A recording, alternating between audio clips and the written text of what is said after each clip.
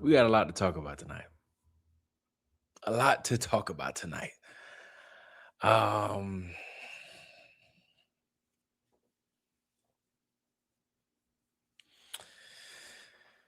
I feel so gaslit, and it's getting to a point where I'm tired of being tried.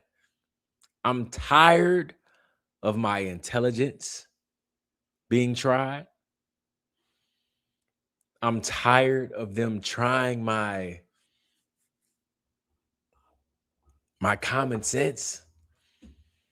I'm tired. I really am. So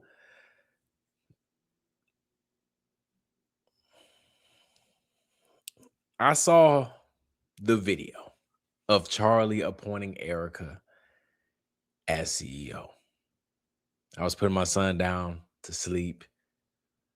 Everything smooth. I was preparing for a complete different angle of a show tonight. We was gonna probably talk about Tucker Carlson a lot tonight, and we will. We'll get to him. But then my phone started ping, ping, ping, ping, and I was like, "What's going on?" I check X, and it says Erica Kirk has played the secret video of Charlie Kirk appointing her as CEO. It has officially been released. And I said, hold on. I had to drop everything. Because I said, what is happening right now? I knew tonight was the first night of the women leaders, whatever, the feminist meeting. And I couldn't believe it. So I rushed to the internet. I rushed to X to see all the different angles, all the different videos. And my, was I disappointed. I was so disappointed. I was disappointed in just like how much we are tolerating as the people, how we're getting disrespected every single day. Because the least they can do with all the money that these people have in the world, all the resources these people have in the world, all of these different conversations they're having with AI companies, the least they could do is come up with a clip of Charlie that was not chopped up, full through and through, giving us context of him saying, I appoint my wife, Erika, as CEO if something happens to me. The least they could do is not make it look like AI, not make it look chopped up, chopped and screwed. The whole thing was. And I was just so disappointed because I'm just like, now here's the conversation. That's what they released, and the conversation's done. This is not going to be a thing ever again. I'm going to just go ahead and put it out there. For anybody that had high hopes of Turning Point USA resubmitting a video for the public and saying, oh, here's a better one. That's not happening. That's why I'm pissed off tonight. Because they chose to gaslight us as their final form of proof that Charlie appointed Erika by putting out a video that we're going to play a lot of different angles tonight. Chopped up, screwed up. Charlie look weird. Lips ain't matching what he's saying. And that's what they put out tonight for us to have. And now the conversation is going to be, of course, we don't believe it. So therefore, we're never satisfied. Look, Turning Point USA gave the public what they wanted, and they're still not satisfied. That's what it's going to be. And that's why it pissed me off. That is why it pissed me off.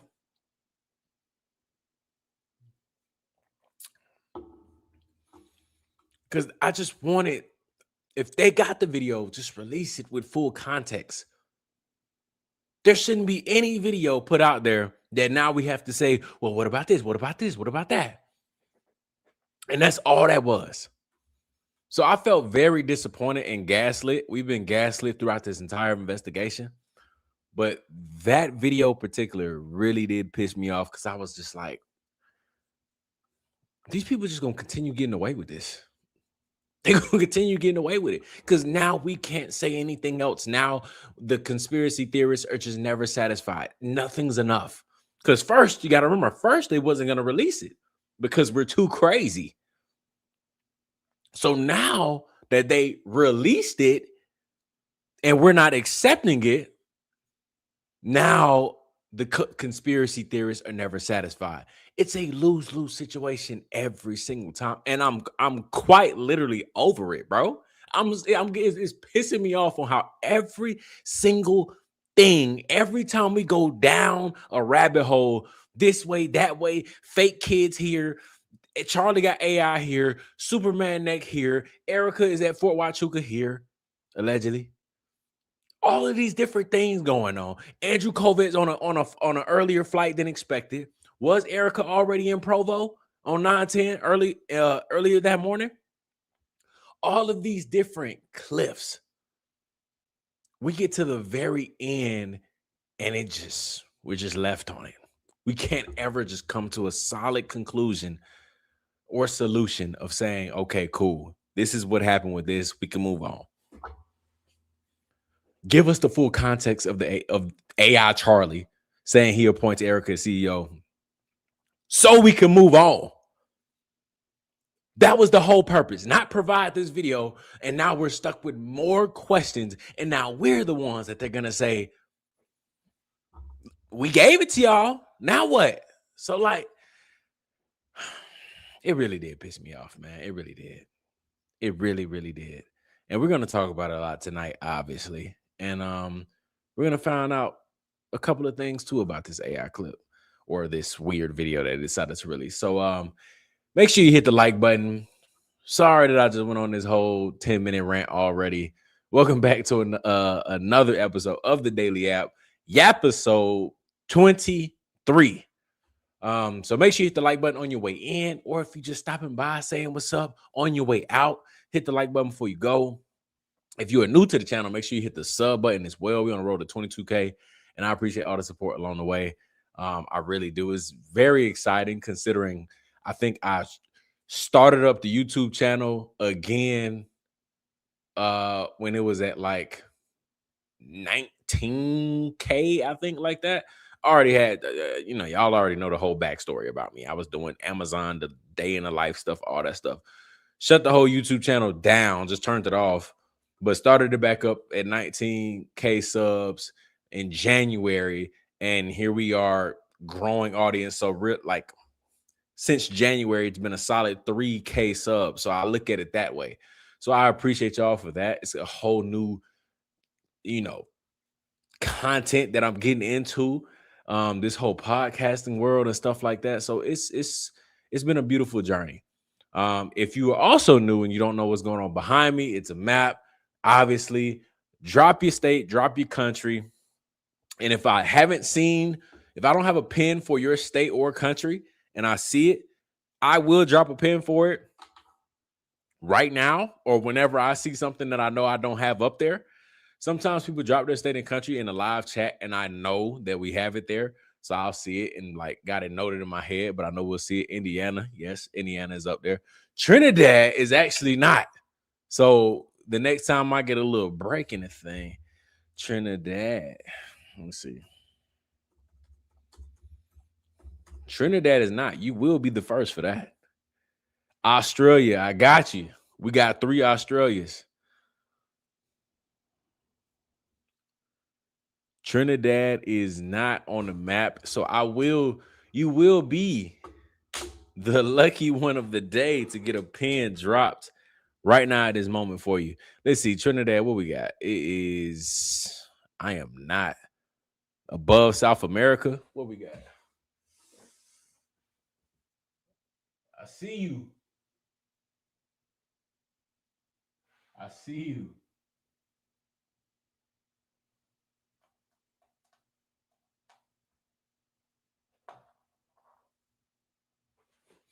Trinidad, you on the map. I appreciate you for tuning in and watching. Without further ado, we got a lot to talk about tonight, obviously. So let's get to it. Erika has came out at her women's leader conference to Charlie, the video, the secret video. We'll also be talking about Tucker Carlson tonight. I don't want to leave that out. Tucker Carlson and Jimmy had an interview on Tucker Carlson Network. And I want to get to the part where they talked about the Charlie Kirk situation, because y'all know how I feel about Tucker Carlson when it comes to Charlie Kirk. We've been talking about that. It's been a hot topic lately. And I haven't been able to watch it yet. And I'm only going to watch that part for the sake of time tonight. But those are the two topics that we're going to hit on tonight. This video with Charlie saying that he appoints Erika as CEO, and Tucker Carlson. So without further ado, let's get straight to it. Like I said, my phone started going crazy, and apparently it was some news that I needed to see what was going on that I was being alerted about. And apparently Erika walked out too. Instead of the fake audio in December of Charlie Kirk appointing her as CEO, we got the real video tonight. So there's a lot of different angles that has been played. I'm going to try to find. All right, here's a good one right here. We'll play this. I'll let it play most of the way through, and then we'll talk about it a little bit and keep this thing going, because there's a lot of issues with this clip. And I just can't believe they tried to gaslight us on something like this again.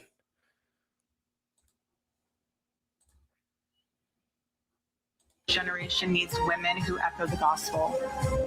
This world needs women who are marked by the cross. Don't delay the eternal for temporary, and do not sacrifice the sacred for the secular. The most important relationship in your life is the one that you have with your Lord and Savior, Jesus Christ. His passion was my passion, and now his mission is my mission. I appoint my wife to run Turning Point USA if something happens to me. Erika would do a great job. Welcome to stage Mama Call.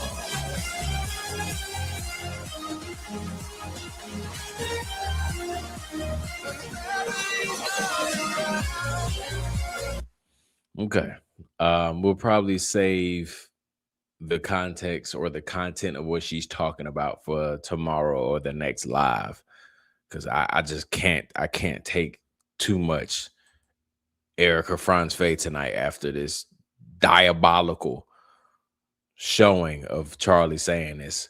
But as y'all could tell how quick that was, right? They already sliced and diced a 5-second clip, and they split it up into 2.5 segments.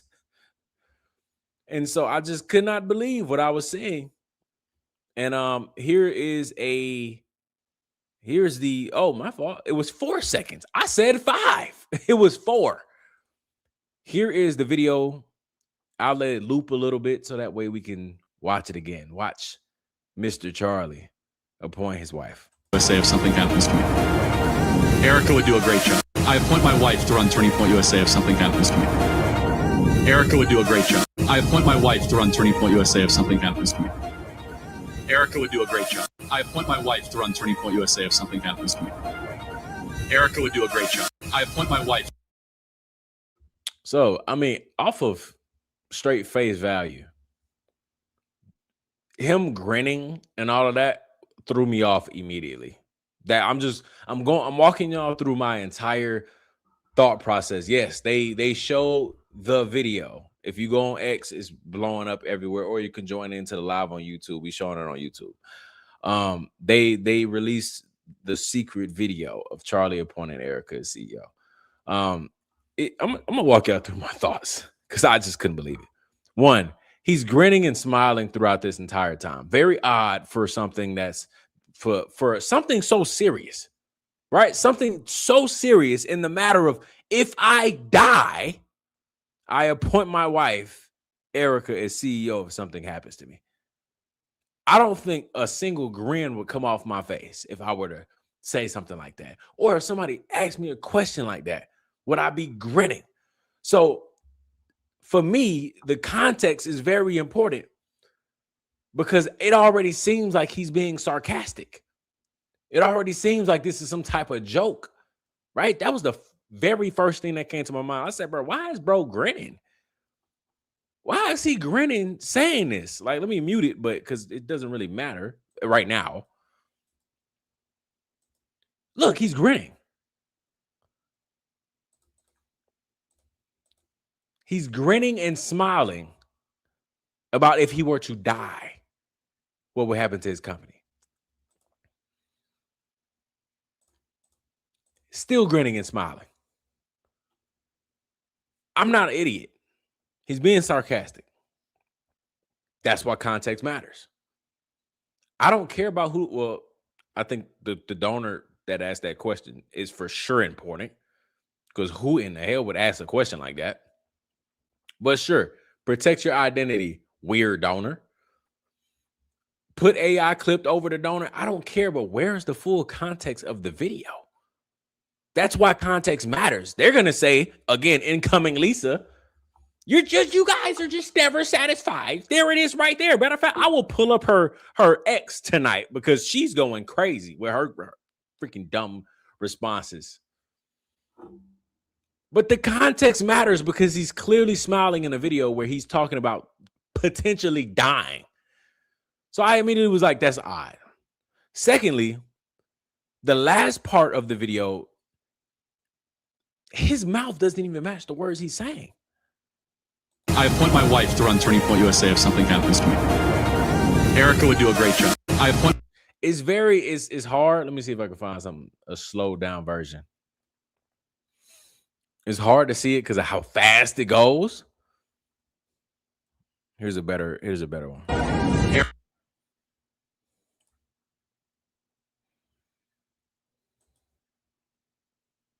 Erika would do a great job.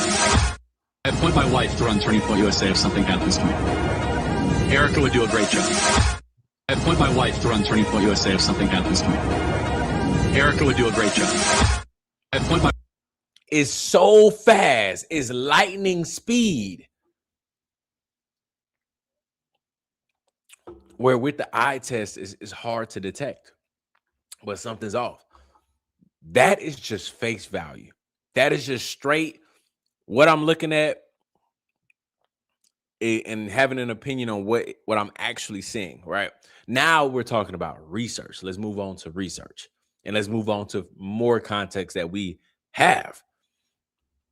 One, I immediately thought of the Daily Mail and how they released that thumbnail of the secret video, when in reality it was just a TikTok of Charlie Kirk in Korea. Because that's not what this is. That's just one thing.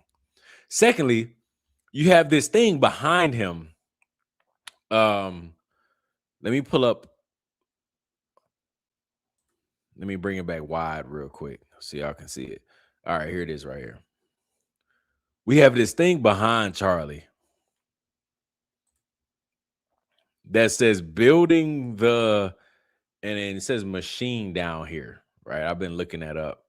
Building the machine. And so, I mean, I literally just put it in ChatGPT. Like, as soon as I finally was able to map out the word, and then I think I looked on X to see if somebody else asked that same question, and somebody said building a machine. I was like, bet. I figured it looked like machine down here at least, because you got the M right here. So as soon as it said building a machine, I just put it in ChatGPT.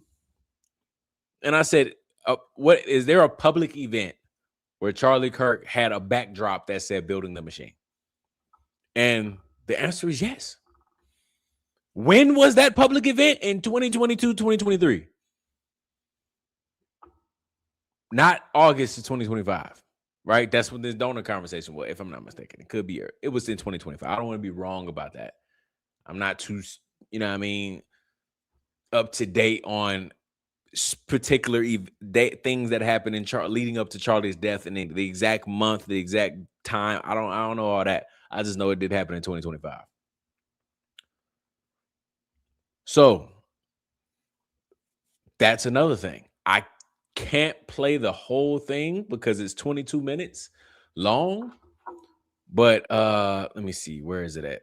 It was on my phone. I'm literally my TikTok family on the phone. Let me see if I can pull it up on my computer. Oh, I can just send it to myself. Let me see.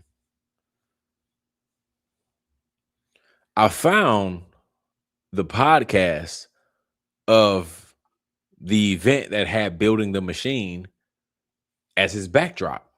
That was in 2023, Building the Machine for Victory. My opening remarks at ActCon 2023, posted July 21st, 2023. 22 minutes long. And I'm going to play a little bit of it. Let me try to send it to myself really quick.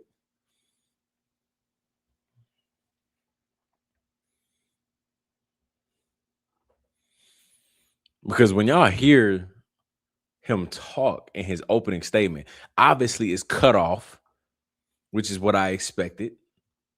Because of course, why would they even still have things online that we can just go back and look at to say, oh, look, here's the original video right here. TPUSA, they might be frauds. They might be very interesting people, but they're not stupid. Okay, so they wouldn't do something like this and then leave the original video on the internet for us to just say, here it is right here. How would they just pulled this from here? They wouldn't do that. They would make us go down a rabbit hole to find something. So here's the video right here.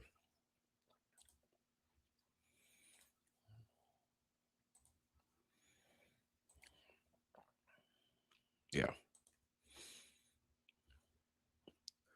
Here's the podcast right here of Building the Machine.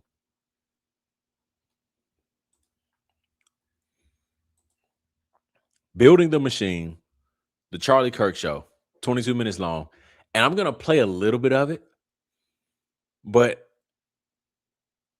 I think that voice and what we just saw was from this, because it sounds just like it. I know he has 1,000,001 debates and public events where he can sound the same, but it sounds just like it. I'm just going to play a little bit of it.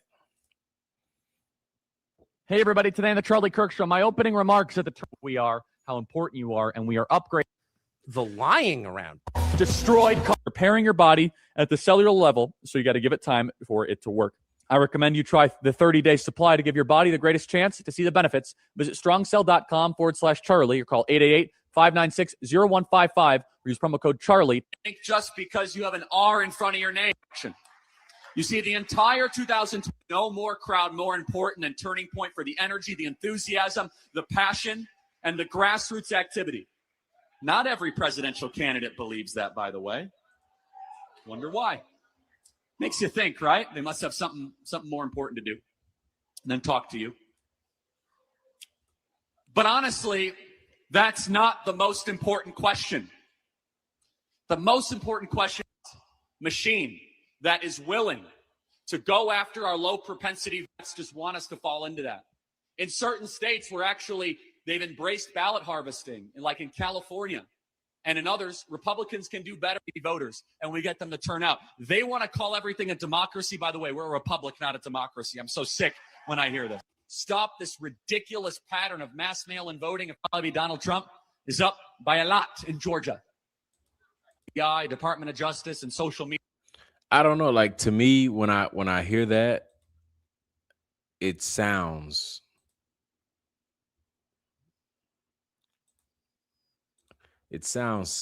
similar.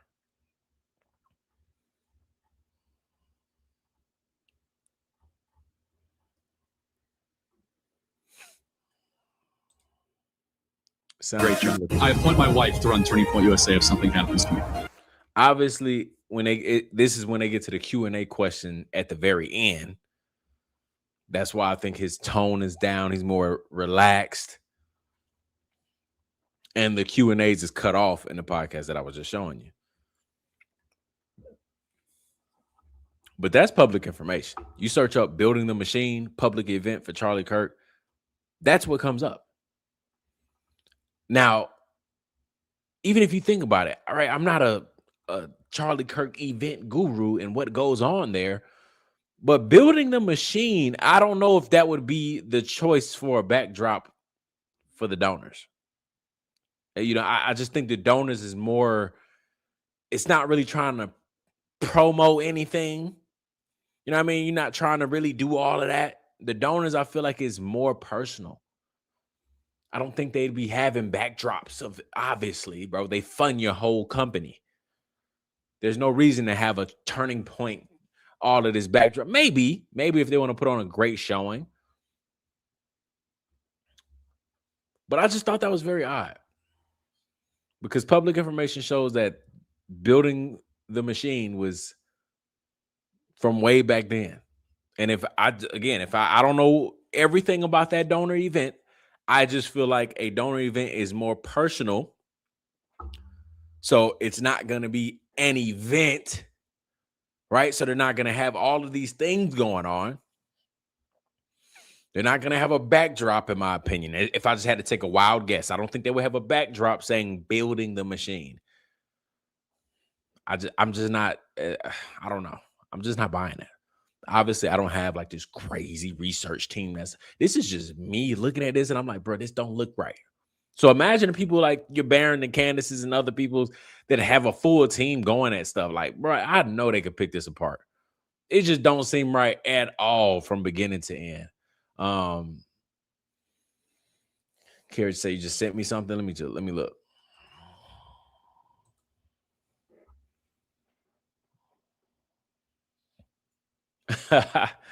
Okay, I'll play that right quick as well because I think I did see a clip.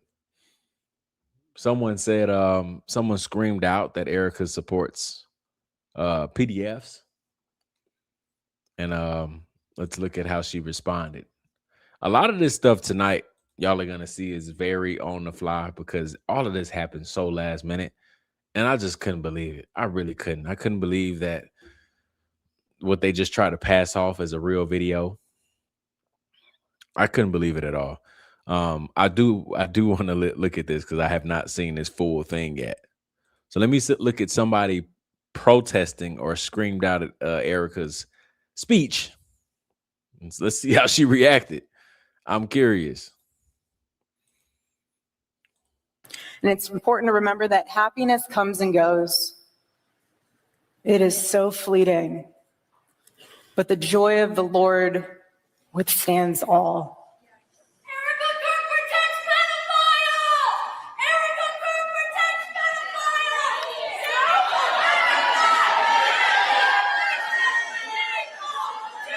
pedophile! It's important to remember that happiness comes. Hey, that demon almost came out of her. Hold on now. Look at that face change.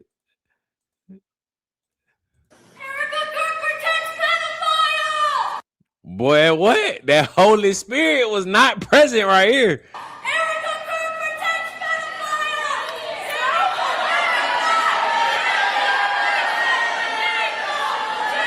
It's important to remember that happiness comes and goes, and I pray that you find it.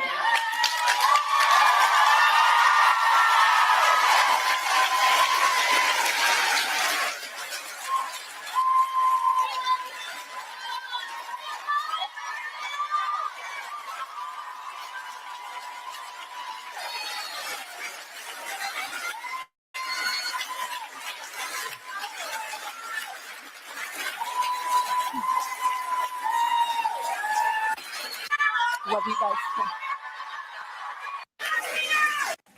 And we must pray for our enemies and those who give life meaning.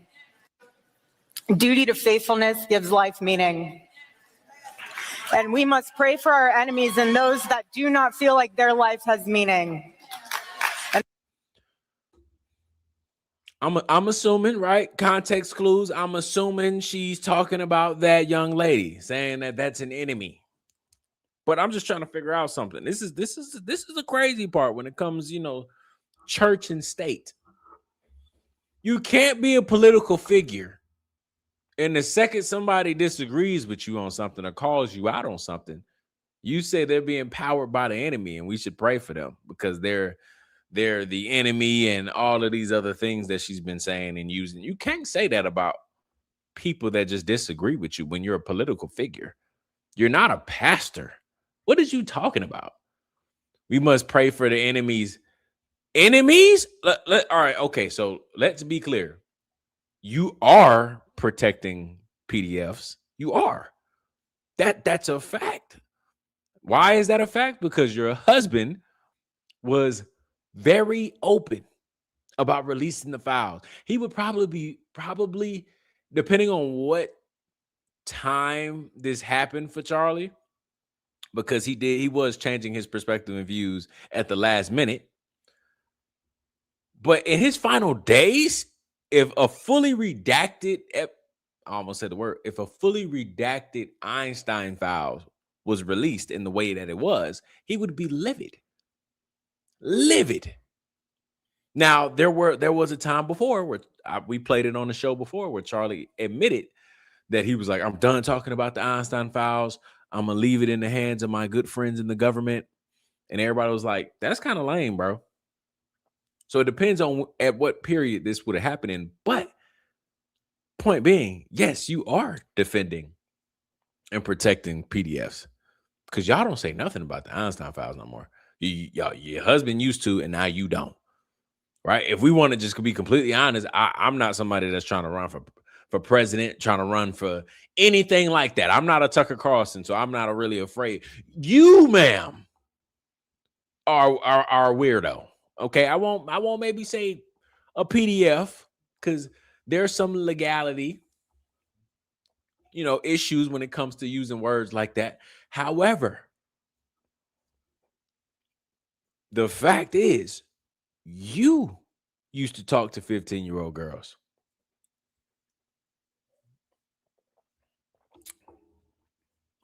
I find that disgusting. And I think your good friend Megan Kelly found it disgusting too.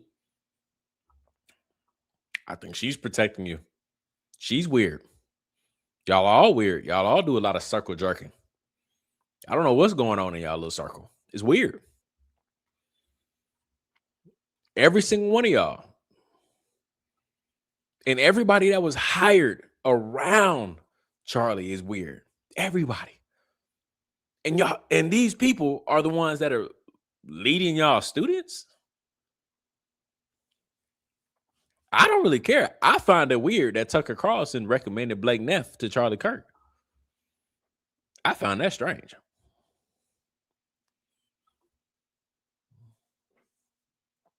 And he advocated for Blake Neff to work there? After what we know publicly on why he got fired? And now Barron and other people are bringing up all this other stuff too, but he was recommended to work with Charlie Kirk, and he is still there. Y'all have nothing but weirdos in y'all office. Every single one of y'all. So it's just, I don't know, man. I'm just calling it how I see it. I used to really, really, really like Tucker. I really did. But then when I start looking at small things, I'm just like, that's kind of weird. I don't really care if it's small. It's kind of weird. Blake Neff does not define who Tucker Carlson is, but I have to acknowledge the fact that Tucker Carlson was the person that recommended Blake Neff to Charlie Kirk.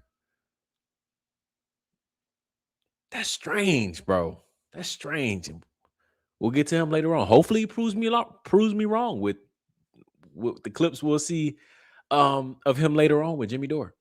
Hopefully. But Erika has no reason to sit here and say we need to pray for our enemies just because somebody is disagreeing with her political stance. Yes, you do protect PDFs. You do. That's just what it is. She's not demonic for calling you out on that. And this is the weird part. Again, this is the scary part about separating church and state. If she is somebody that wants to run for vice president one day, which hopefully we can all come together and collectively say that's a terrible idea. If she were to run for vice president one day, imagine a vice president using that type of language. You disagree with me, you're a demon. You disagree with me, I'm going to pray for you because you're demonic. You're the enemy. What? Because I don't agree with you? Miss Political Figure? What are you talking about? So, they always try to throw in there too. It's like, I don't know, man. They manipulate and weaponize faith to a point where it's just so disgusting. That's a perfect example of that. So she was talking about it. That just showed duty to faithfulness gives life meaning. And we must pray for our enemies and those that do not feel like their life has meaning. And that's a perfect example of that. What she just say? Life has meaning. And we must pray for our enemies and those that do not feel like their life has meaning. And that's a perfect example of those that do not feel like their life has meaning. Why does she feel like what? Why would she feel like her life doesn't have meaning? Where did you get that? Like, And that's a duty to faithfulness gives life meaning. And we must pray for our enemies. Again, that was one of those stupid metaphors or whatever she be pulling up with faith. Enemies and those that do not feel like and we must pray for our enemies and those that do not feel like their life has meaning. Why would that's the strangest thing to say? Why would she feel like her life doesn't have meaning all because she said you protect PDFs? Wow, that makes no sense at all. How did you get to that point? How did you get to that conclusion? I didn't even, oh my gosh, bro. That's why I say like we might have to spend another episode, another Yappisode fully talking about the content of whatever the hell she be talking about. Because I don't know what she's talking about right now. And that's a perfect example of that. A perfect example. You pray for your enemies. You pray for those that persecute you. That's not the enemy. We know who the real enemy is. God bless you. Thank you. So there was a demon in the room that night or tonight. I guess that's what she's saying. There was a demon in the women's leader summit, and it was operating in that young woman. Interesting. The disrespect. I don't know, man. Like, and it's 1000% gaslighting because it works me up when people use that word, right? When they say demon, demonic, all that other stuff. And it pisses you off because it's like, bro, why are you saying that? But then it makes you, they try to make it flip on you. And then it's like, wait, am I getting upset because is there some truth to it? Like, that's the mind game they want you to play with yourself. Because hearing that really does piss me off. I hate when people throw that around so freely, like she's doing right now in front of hundreds of women, saying that girl had a demon in her. It's basically what she's saying. I would be pissed. And then they're gonna come around and say, see, look. The demon's at work. All because I'm pissed off that you call me a demon. Like, I don't know, bro. That is bizarre. That is bizarre. I do want to go through some of Lisa's tweets as well. Not because she was a friend of the show tonight, not because she's donkey of the day. Just because I'm just gonna throw it out there. I just think Turn Up on USA flew her out to this event for all of the widow warrior activity she's been doing and the Shalami soldier activity she's been doing. So she got flown out. She got flown out to Dallas.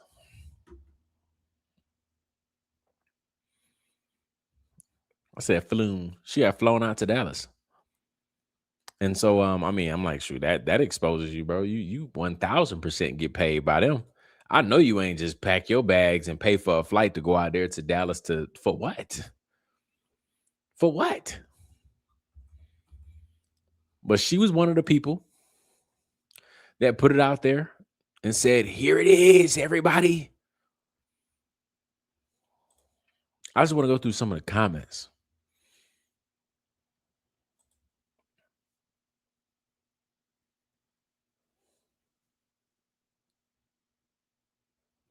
That's 100% fact. Erika is I mean, it's crazy to say, but she is 1000% worse than Kamala Harris. It is so much worse. It is terrible.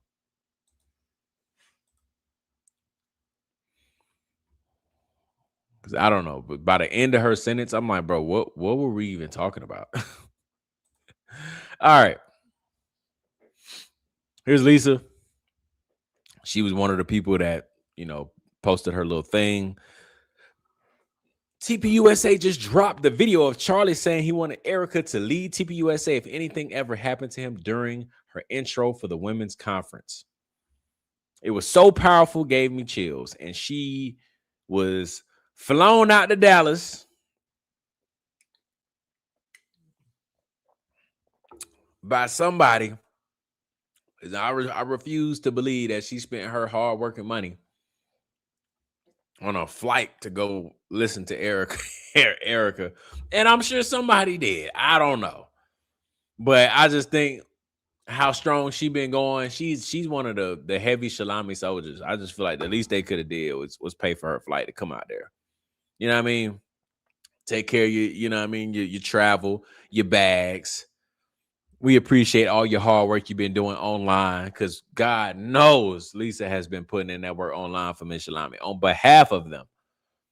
So she probably went out there. They gave her a little something under the table for good measure. They said, keep on being that good widow warrior. We need more of you. Keep on leading. So she's there right now. She puts out this video, gave her chills. Now let's see some of the comments. Because it's always telling when you go to her comments. Except it didn't match the audio played at AmFest. Which one is it? And this looked like an event, not an Aspen retreat with donors. Oh, yeah, that's exactly what I said. It didn't look like donors at all. A donor event. Like I said, I don't think, if I'm not mistaken, I don't think you would be doing all the backdrop and all the crazy stuff for donors. Like they fund all of that. You know what I mean? So there's no reason to be like, that's just my common sense, turned on over here. Lisa says, wrong. Every time they release something, they prove you all wrong, and you want and you don't want your entertainment to stop. So you throw common sense out the window and start spinning your web of lies. And we talked about that earlier in the opening of the show. And that was exactly why I said I was kind of pissed off, because I knew this was going to happen. Nothing's ever good enough. There was something else that was kind of funny. Let me see if I can see it, if I can find it.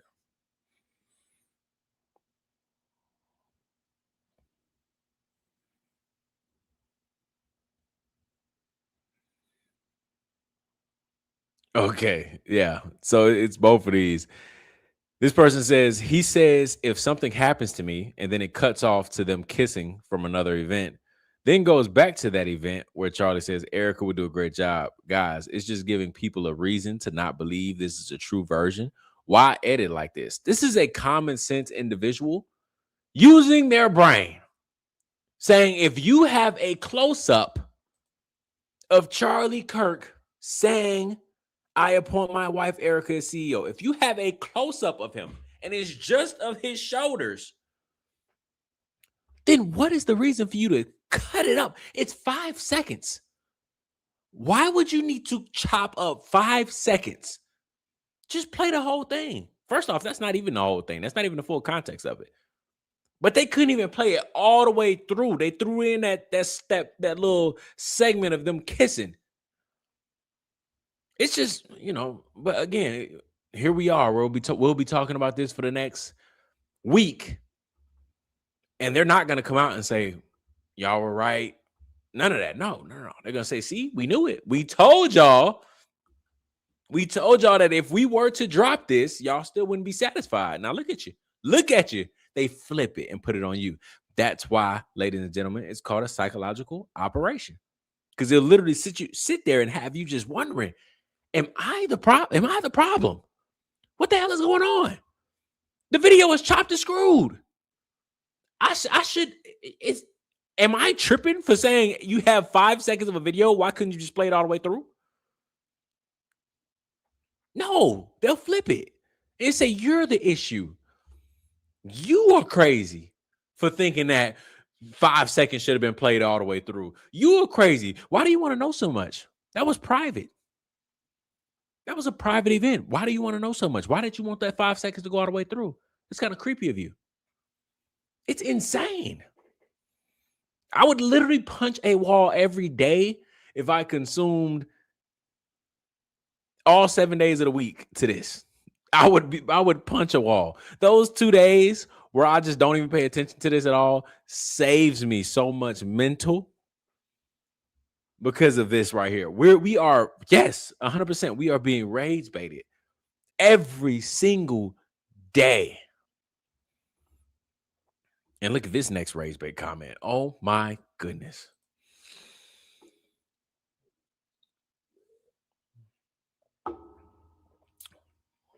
This dude says, bro, what? Your live has been flagged for violent and criminal behavior.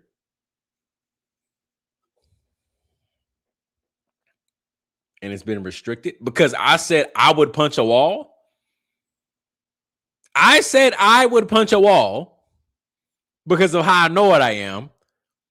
And TikTok, you gonna flag me for saying I'm being violent? To who? Man, I ain't finna worry about it, man. Get me pissed off.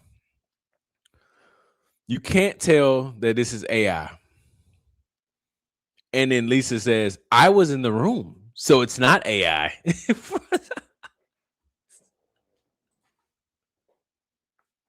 There it is, folks. There it is. Lisa stepped foot in the building. So AI tools don't exist. It can't happen if Lisa's in the building. If Lisa's in the building, ladies and gentlemen, everything is authentic. All for Lisa knows. They have to make sure everything is top notch, top of the line when Lisa's in the building. This woman literally said, I was in the room, so it's no way it's AI. What? Oh my God. Anything up here? Is there anything going on up here? Or is this just intentional? Are you doing this on purpose to piss everybody off? Because some people are like that. Let me not drink this whole thing because that didn't go well for me the other night. Some people are like that. Lisa may be one of those people that truly try to rage bait everybody on purpose and intentional for engagement. It can be a possibility, maybe. Because I'm like, sometimes I'm like, no, you have to be smarter than this. You have to be. This woman just said, this person said, you can't tell that this is AI, Lisa? And she said, I was in the room. Therefore, it's not AI. Oh my gosh. Okay, Lisa. The video that you're watching on the screen, that is not AI, all because you flew to Dallas. There's no way that they could have put that AI clip together all because you decided to go to Dallas. Okay. I don't know. But these are the people that I hate that Lisa has to get so much attention, but these are the people that we have to pay attention to because nobody else is going to speak on this. It's only going to be Lisa and Gary and a few others. So we have to pay attention to these people because it's like they somewhat represent TBUSA. They somewhat do. And so, I mean, it's so annoying, man. I am sorry to everyone out there that had high hopes. Maybe you didn't. I didn't have high hopes, to be honest. On this Charlie Kirk video, secret video of him appointing Erika. I'm sorry. I'm sorry that everybody has to feel gaslit tonight. I'm sorry. Because nobody else is going to come out and apologize to y'all. So I will. I'm sorry that we have to go through this. Because all we wanted was for them to come out. Here's another angle, actually. We just wanted them to come out and just give us the video. Just that's it. give us the video. The same thing with everything else. Hey, if you weren't over here, where you're being accused of being at, just provide an alibi. That's all. Nothing crazy. Please just show where you were, and we can just keep it moving.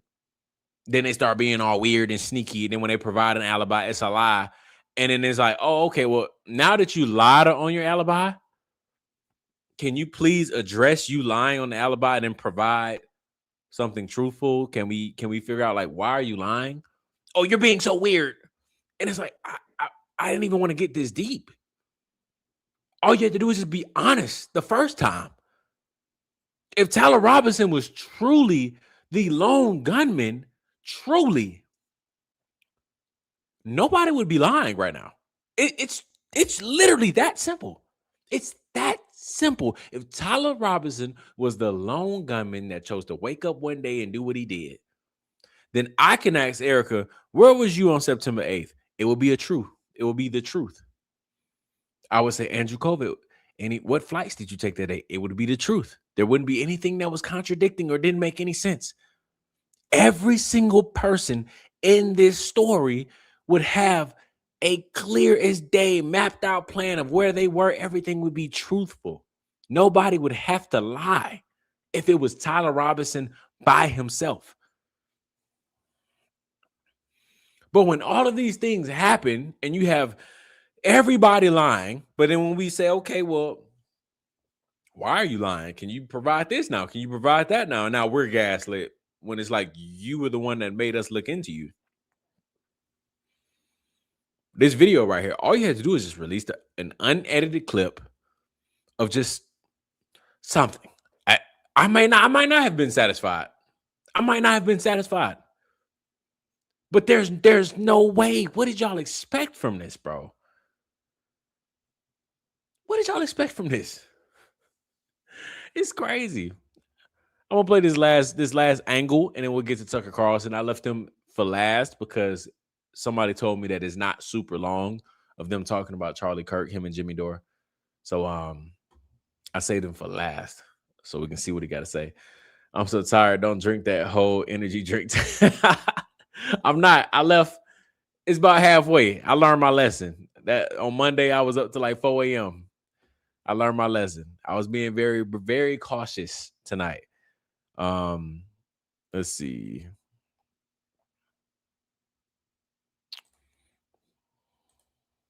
Eternal for temporary, and do not sacrifice the sacred for the secular.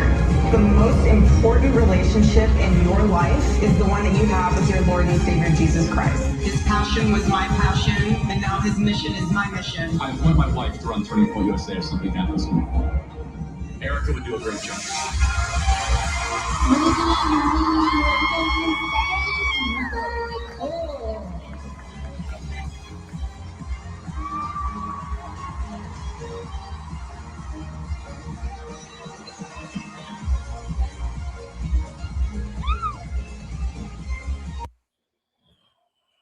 It's fake as hell. It's something.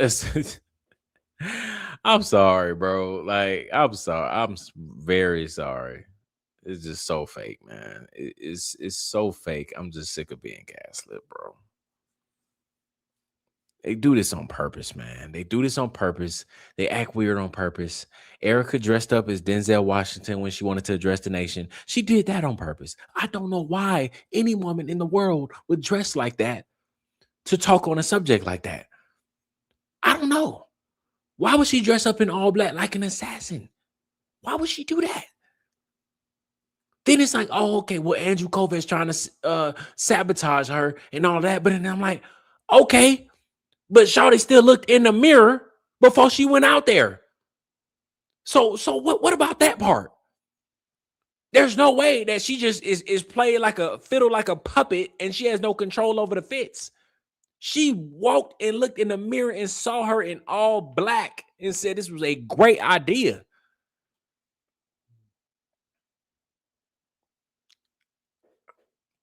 I don't know, man. I don't know.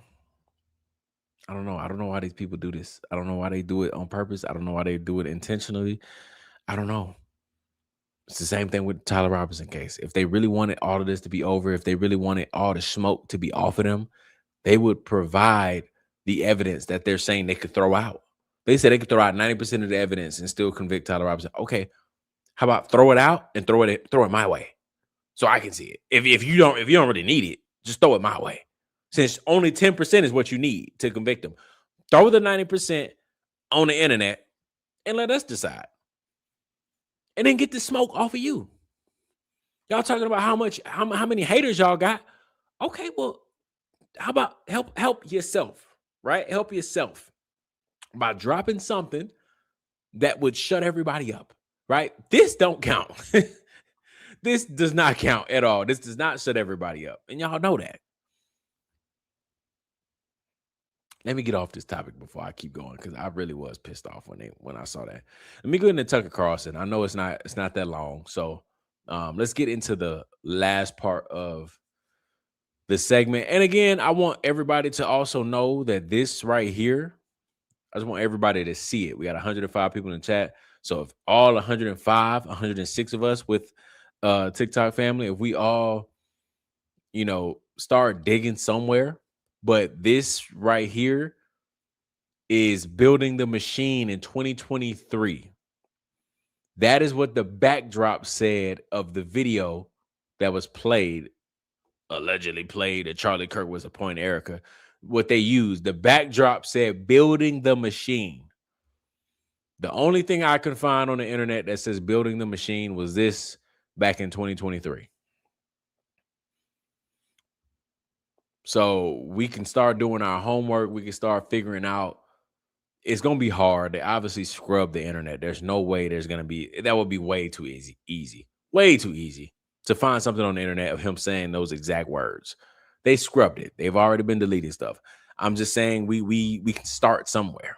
We know for a fact that a donor event will not have a backdrop that says building the machine. It just doesn't make any sense. I think a donor event would be very private, very personal. Or is it like personable? Or is it personal? Very personal, where they wouldn't be doing all of this advertising, right? It's just very small and all of that stuff. So I don't think they would have a building the machine backdrop, all of that. I think the Q&As would be very personal with the donors. So none of that makes any sense at all. And the truth will come out, as it always does. And then where do we go from there? I don't know. If somebody comes out and proves that this entire thing was fake and somehow pulls up old footage of, I don't know what happens from there, man. These people should have been in jail a long time ago, if you ask me, for many other things outside of this video. All right, so let's get to Tucker Carlson, because he connected with Jimmy Dore. Hopefully I pronounced his name right.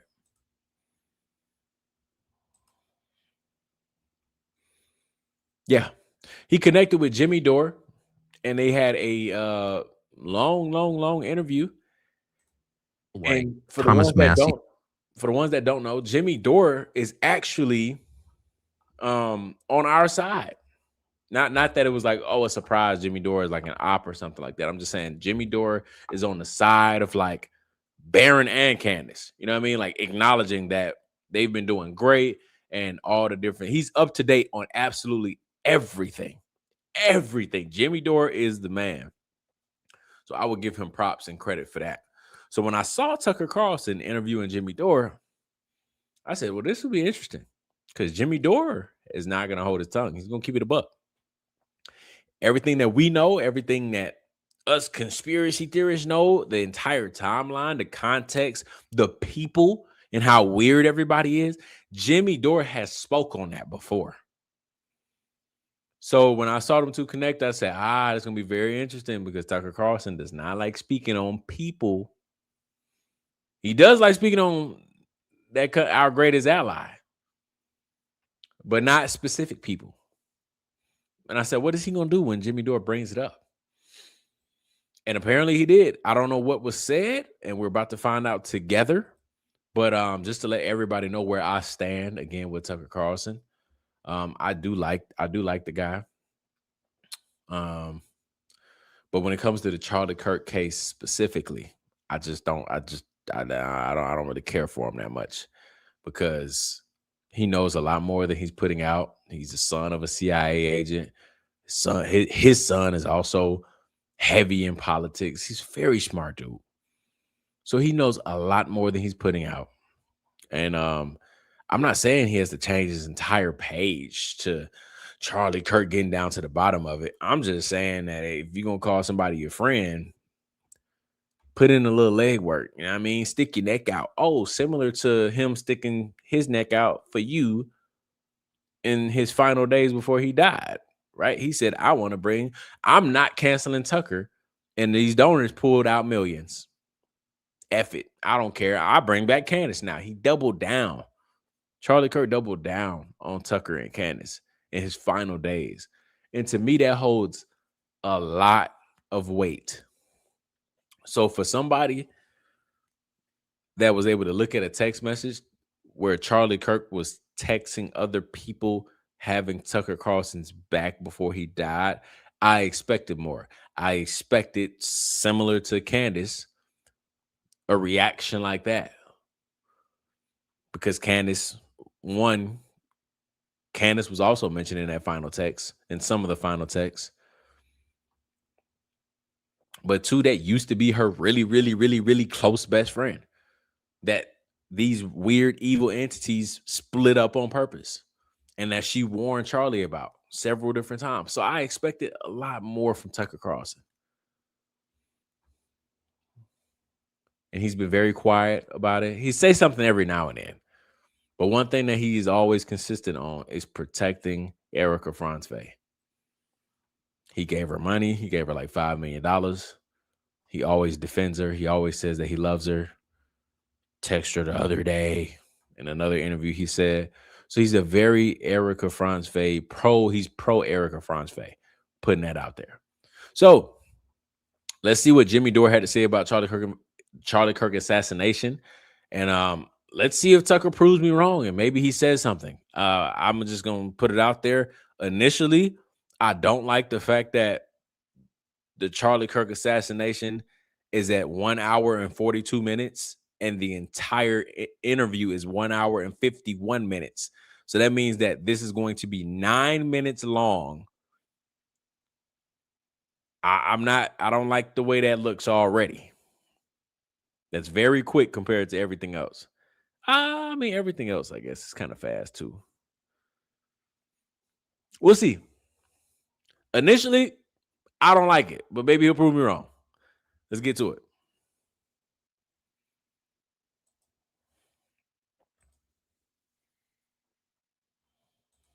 I did an interview with Glenn Greenwald last summer here, and he was tough on the foreign policy questions and tough on Netanyahu.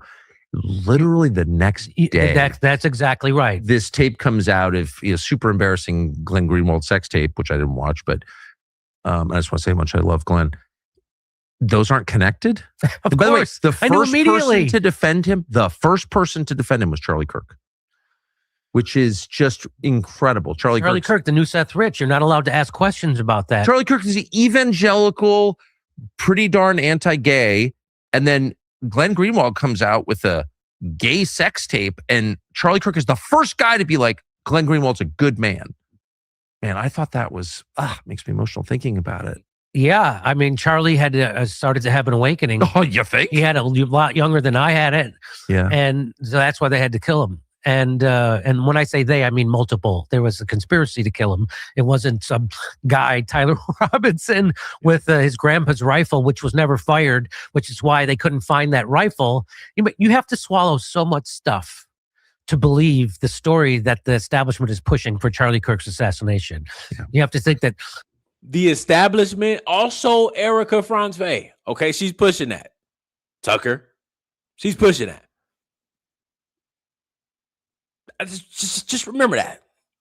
I know you're in this chat with us and 101 people. I know it's not, but I would like to think so. Jimmy Dore is also talking about Erika Franzwey, who you actively defend. And he's saying those people are pushing a false narrative. What would you like to say about that, Tucker? Let's see. This, first of all, a 30-06 bullet didn't take his head clean off or leave a drive-through window in the back of his neck. Somehow he had a miracle. His miracle bullet. Remember that? Hey, Can you give me an explanation of why his head didn't blow off without a miracle? Do you have an actual explanation? No. So, but it goes back to, so this guy gets to the campus. I have to stop it because I don't know if he's gonna go this whole time, but I definitely can't sit here and let it play the whole time. That's like copyright stuff. But the miracle bullet that was also pushed by Andrew Kovac and Erika Franz-Faye again. So so far, two things. It's gonna be probably many more. Two things that Erika Franz-Faye pushes for the public to know that it was a miracle and all this other stuff, and pushes the original narrative. But again, Tucker Carlson loves Erika. He's pro Erika. Okay. Let's see what else you got to say, Jimmy. Keep going. I'm loving it. He drives 3. All of a sudden, he wakes up one day and goes, you know what? I'm going to commit the biggest public assassination in the last 60 years. He drives to the campus. He finds the open stairwell. It's open. Nobody's there. He brings the gun up, but it's too big. So he has to take it apart and put it in his backpack. Still too big for his backpack. So he has to put it down his pant legs is what they tell. But then if he did, he couldn't go up the steps because he couldn't bend his knees. So I don't know how he got it up there. Nobody will tell me. So he gets up there and then he changes his clothes. He's up on top of that roof for 10 minutes. That's according to the governor. He was up there for 8 to 10 minutes. Nobody sees him. The cops don't see him. The $1 million security team doesn't see him. Nobody sees him except people in the crowd did see him. And y'all gonna call me crazy? Maybe not, because y'all know me. Y'all see how Jimmy Dore looking right now?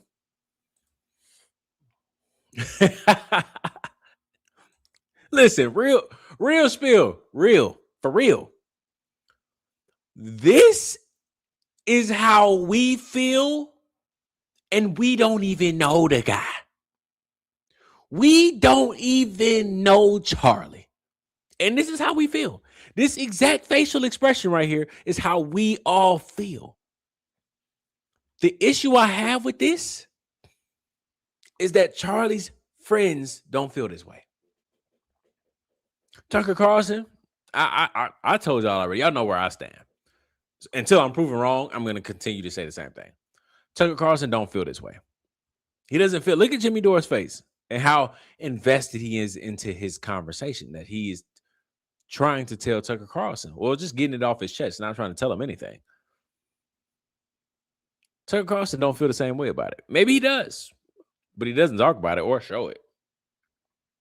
But just look at it. Look at the emotion. Look at the passion. Maybe Tucker Carlson's gonna prove me wrong. Maybe we're about to get to it. And they don't tell you that. People, just like in Butler, Pennsylvania, people in the crowd saw him. Guess who didn't see him? The cops, the local cops, the state cops, the Secret Service. People see him. So, and then he puts the gun together. He lines up the shot, puts a scope on it. By the way, if that scope was on it, he couldn't fire that gun because of the safe. Anyway, so he lines it up, takes the shot, hits it perfectly, takes the gun apart, leaves the screwdriver there, puts it under a towel, Spider-Man's his way off the top of a building, runs across campus with the gun apparently under a towel. Nobody sees this. He runs into the woods, puts the gun back together again without the screwdriver. He's a regular MacGyver, this guy. And then he hides the gun in the backyard of a house owned by Palantir. And if you think anything else besides that, you're a crazy Jew-hating conspiracy nut. Do you know?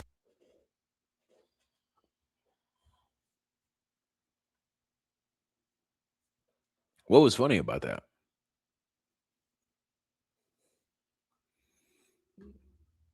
Seriously. What was funny about that? It probably sounds crazy, but I'm just saying, like, he's speaking facts. Facts. And Know that they had Jimmy ain't laugh yet. Like, what we? Jimmy ain't laugh yet. He's so for real. This is the issue I have. So far, Tucker Carlson is proving me right. It could change. We still got, what is that? 7, 6? We still got 6 minutes in the video. It could change. But Jimmy ain't cracked a smile or a laugh yet. He's dead for real. And don't get me wrong, I do agree with y'all. Like it's funny hearing it because he's going in, right? And we probably all sound like this to somebody. But that's my problem though. If we talked like this to somebody that has no idea what's going on, it probably does sound funny and very crazy.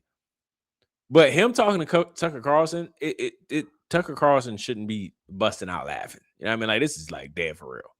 This is not no crazy gibberish that I'm telling you. You know exactly what I'm talking about.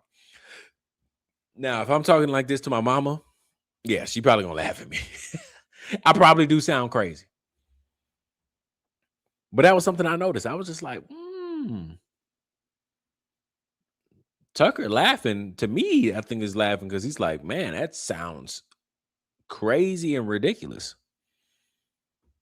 I don't know. Could be thinking too far, thinking too deep. I don't know. Maybe. I just know Jimmy Dore hasn't laughed yet. Had the gun. Besides that, you're a crazy Jew-hating conspiracy nut. Do you know that they had the gun sniffing dogs, right? Which they can sniff a gun that was fired a week earlier in the rain, right? They were looking all over. They didn't find it.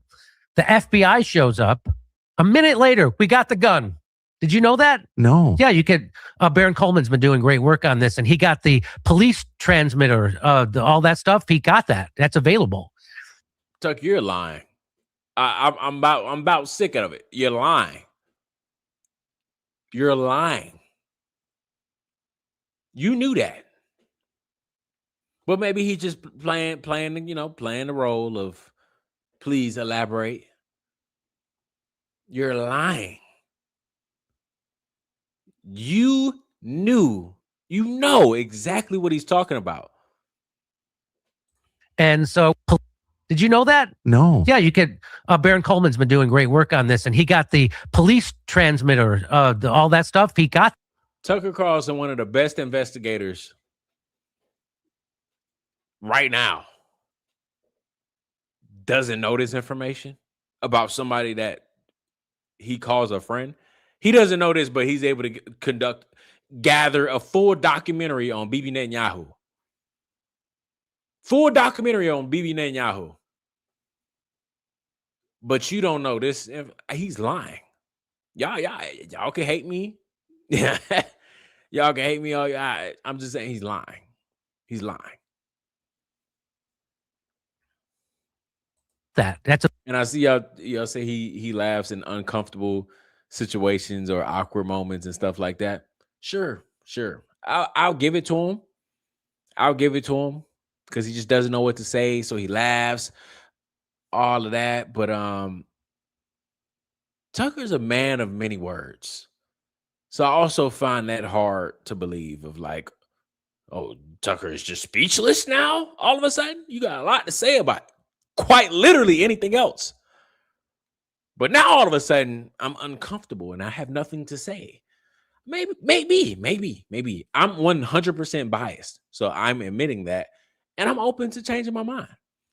But so far he's not changing my mind at all right now. Available. And so it wasn't until the FBI showed up. Oh, well, we got it. The local police couldn't find it, and the dog sniffers couldn't find it. They can find it, and they couldn't. But then the FBI showed up, but they found it at the exact place. So, and not that anyone won't even release that to the defense team. They're still holding on to it. And then, of course, then he decides to text his lover instead of waiting for him to get home. It's only a 3-hour drive. He's like, you know what? He said, I wanted to take this secret to my grave. First of all, he talks like he's reading he's writing a Jane Austen novel, My Love. And then he says, I wanted to take this secret to my grave, but fuck it. I'm just gonna leave it here on a text message to you so the FBI can find it. And so what was supposed to happen, and see, in that moment, he's laughing, in my opinion, I think, is because he also doesn't buy it. He doesn't buy it. But that's why it's just so weird, because I'm like, bro, Erika wants you to buy it. She wants everybody else to buy it. You're supposed to be this person that's supposed to be waking everybody up and questioning everything, and you're being lied to. You're supposed to be this person, right? Well, the person that you're defending and protecting is telling us to buy that. And you think it's foolish. You think it's foolishness. I don't know, bro. It's so weird. He was supposed to go out in a blaze of glory. Because the original text messages that they said he wrote said, I don't want to go to prison. I'm not going to go out. I don't want to be dragged through the courts. I'm going to go. So he was supposed to get shot, just like in Butler Crooks. And he was supposed to get killed. He didn't. He went and turned himself in, which screwed up their plan. And so they had to rewrite those text messages. Did you know that there's text messages 1 and text messages 2.0? So they had to rewrite this. Yeah, that's all. And they said that he confessed on Discord or on a Reddit. And of course, now we know for a fact that he was already in custody when they said that he did that. So what guy shows up, turns himself in, pleads the fifth, I'm not talking to the cops until my lawyer gets there, but then he goes on the internet and gives a confession. Okay, so this is obviously a setup, and you're not allowed to ask questions about it. And if you are, you are attacking a grieving widow.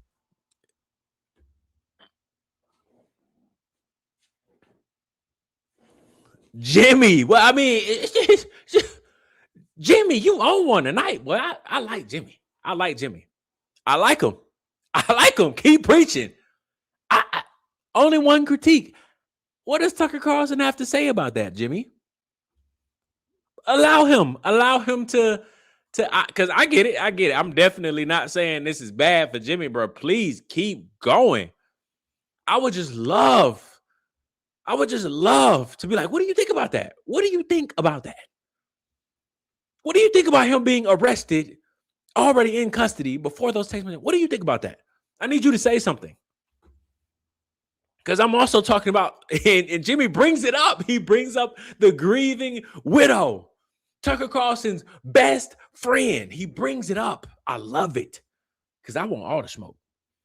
I absolutely do. So I'm like, what do you think about that, Tucker Carlson? What do you think about the grieving widow thing, about not questioning the grieving widow? And the grieving widow wants us to believe that Tyler Robinson did it, even though it doesn't even make any sense at all. What do you think about that, Tucker Carlson? Straight answer, please. Please.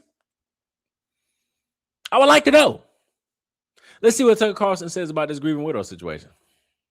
As Cornette and gives a confession. Okay, so this is obviously a setup, and you're not allowed to ask questions about it. And if you are, you are attacking a grieving widow. And that's again, when did Jackie O ever say, "Quit looking in"? Stop. Quit looking into who killed my husband. Never. That's not what happens, and that's not how you grieve. Hey, Jimmy, come on, man, come on. You spitting. He's spitting. Now this is directly at Erika. Please, Tucker Carlson, please interject. Protect Miss Shalami. Let's see what you got to say, please. Widow. And that's, again, when did Jackie O ever say, "Quit looking in"? Stop. Quit looking into who killed my husband. Never. That's not what happens. And that's not how you grieve, by the way. I remember when my dad died, my mom immediately bought a gold sequin pants outfit, started carrying sparklers around and selling T-shirts. And my friends were like, "Jimmy, what's with your mom?" I'm like, "She's grieving." So I'll just leave that there. And so, Dan Bongino. Tucker, what do you have to say about that? What do you have to say about the grieving widow? What's your opinion on the grieving widow, Tucker? What do you have to say? You're pretty quiet over there. The only thing you've done is a couple of loud laughing outbursts. You're pretty quiet over there. Tucker, what you got to say about the grieving widow spiel? He still ain't said nothing, by the way. We're at it's 3 minutes left. And Tucker Carlson hasn't said a word. Just 2 laughs. So I'm assuming over under 4 laughs. Because that's the only thing that's going on right now are just laughs. He hasn't said a word. Who famously said, "Don't ever stop talking about the Epstein files." He gets in a position of power to do something about it, and now he changes his tune to say, "Oh, I was there to do my job, which is to keep custody of the." You weren't there to keep custody of the evidence. You were there to put in custody for the people who were in that evidence. You fucking phony. Anyway, I get upset.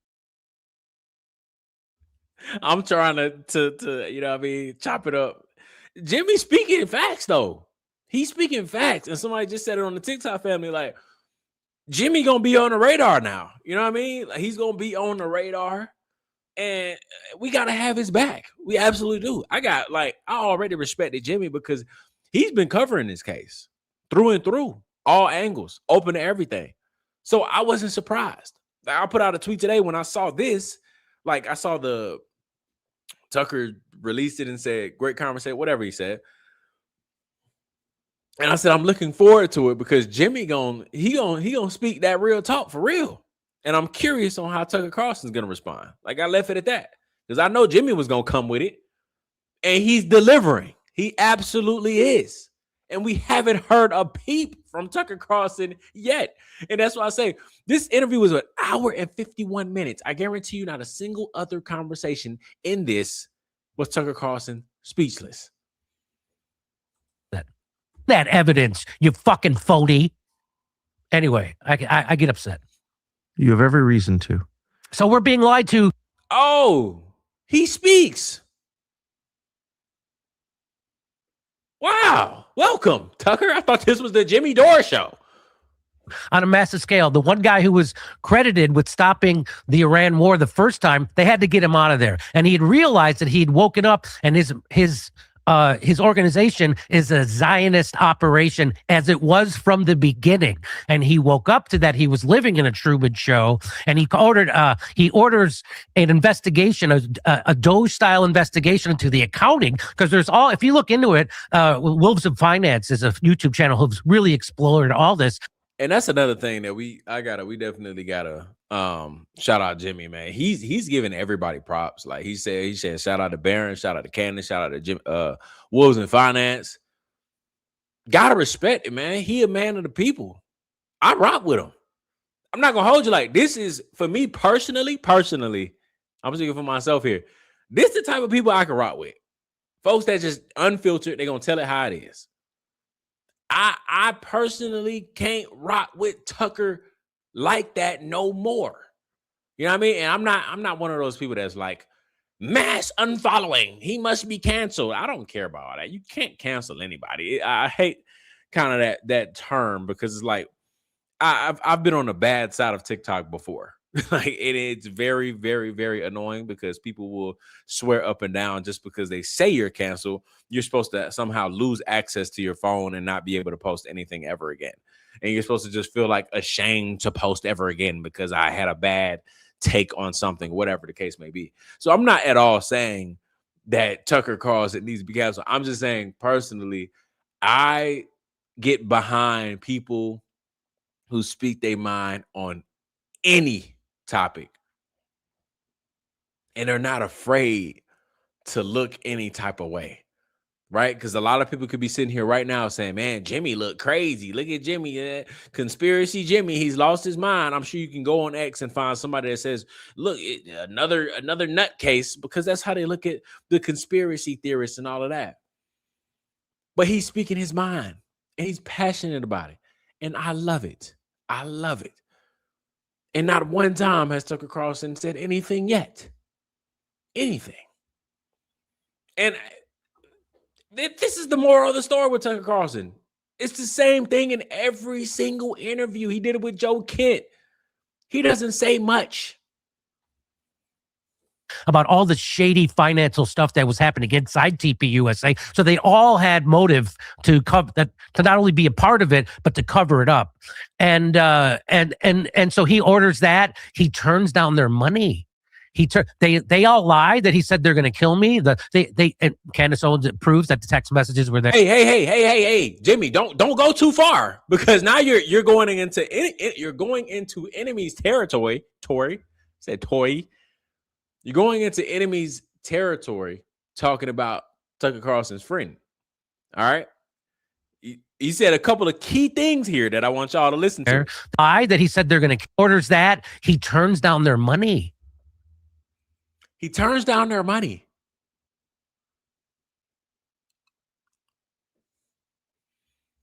But who ended up taking it after he died? Oh.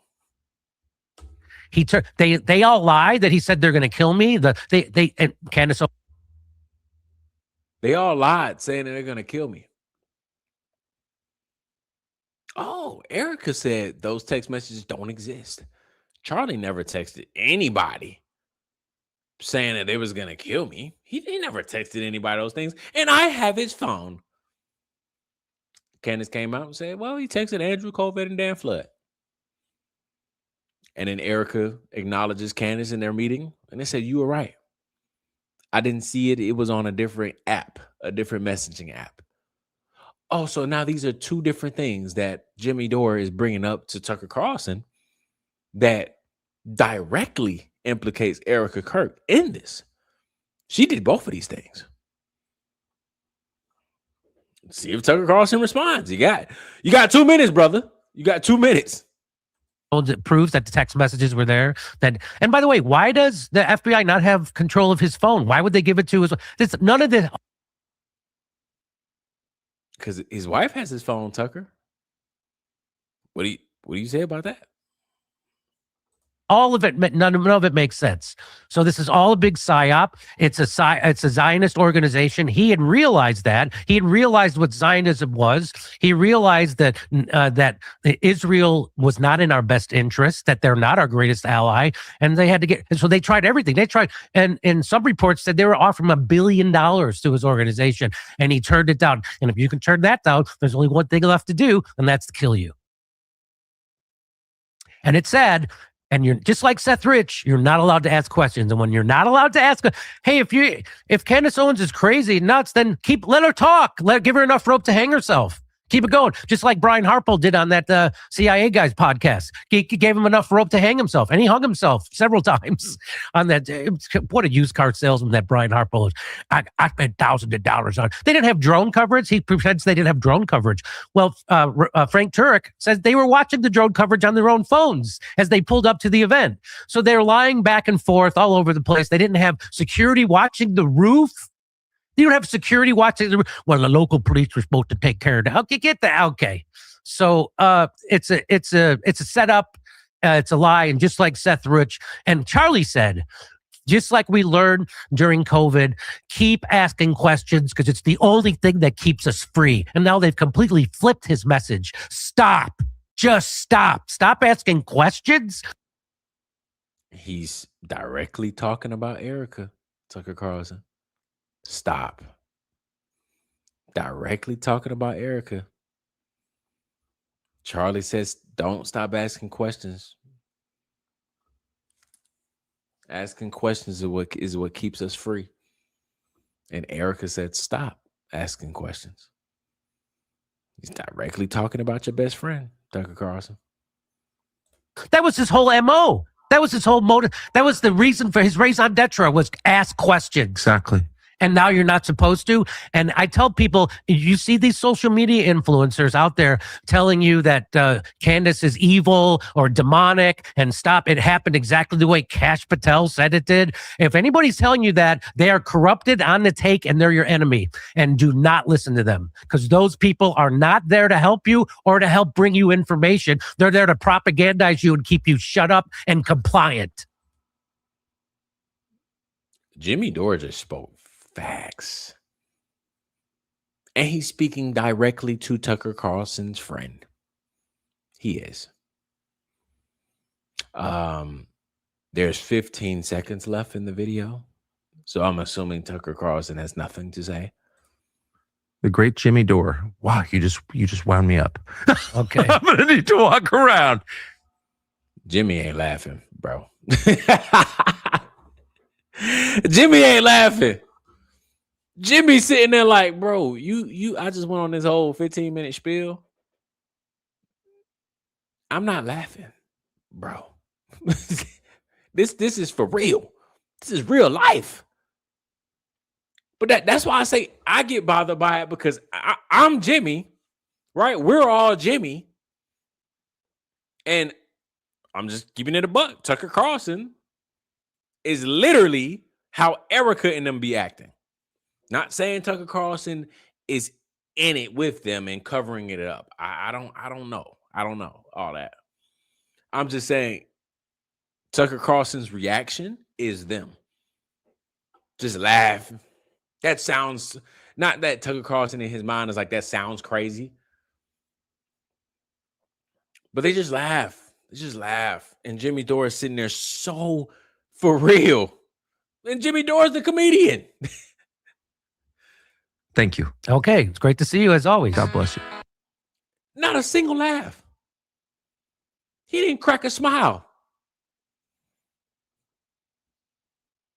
And I feel like that would be all of us if we were able to sit down and talk to somebody about this situation, trying to explain it to somebody. We wouldn't crack a smile or laugh a single time. And he's sitting there so serious, and Tucker Carlson didn't say a word. Now, I've seen some people say Tucker Carlson listens more at his interviews, so he doesn't say much, and that's fine. You know, I love interviews like that where they allow their guests to speak. I think that is very important. You know, they're the guest. Like let your audience hear a lot of them. That's fine. My biggest thing is just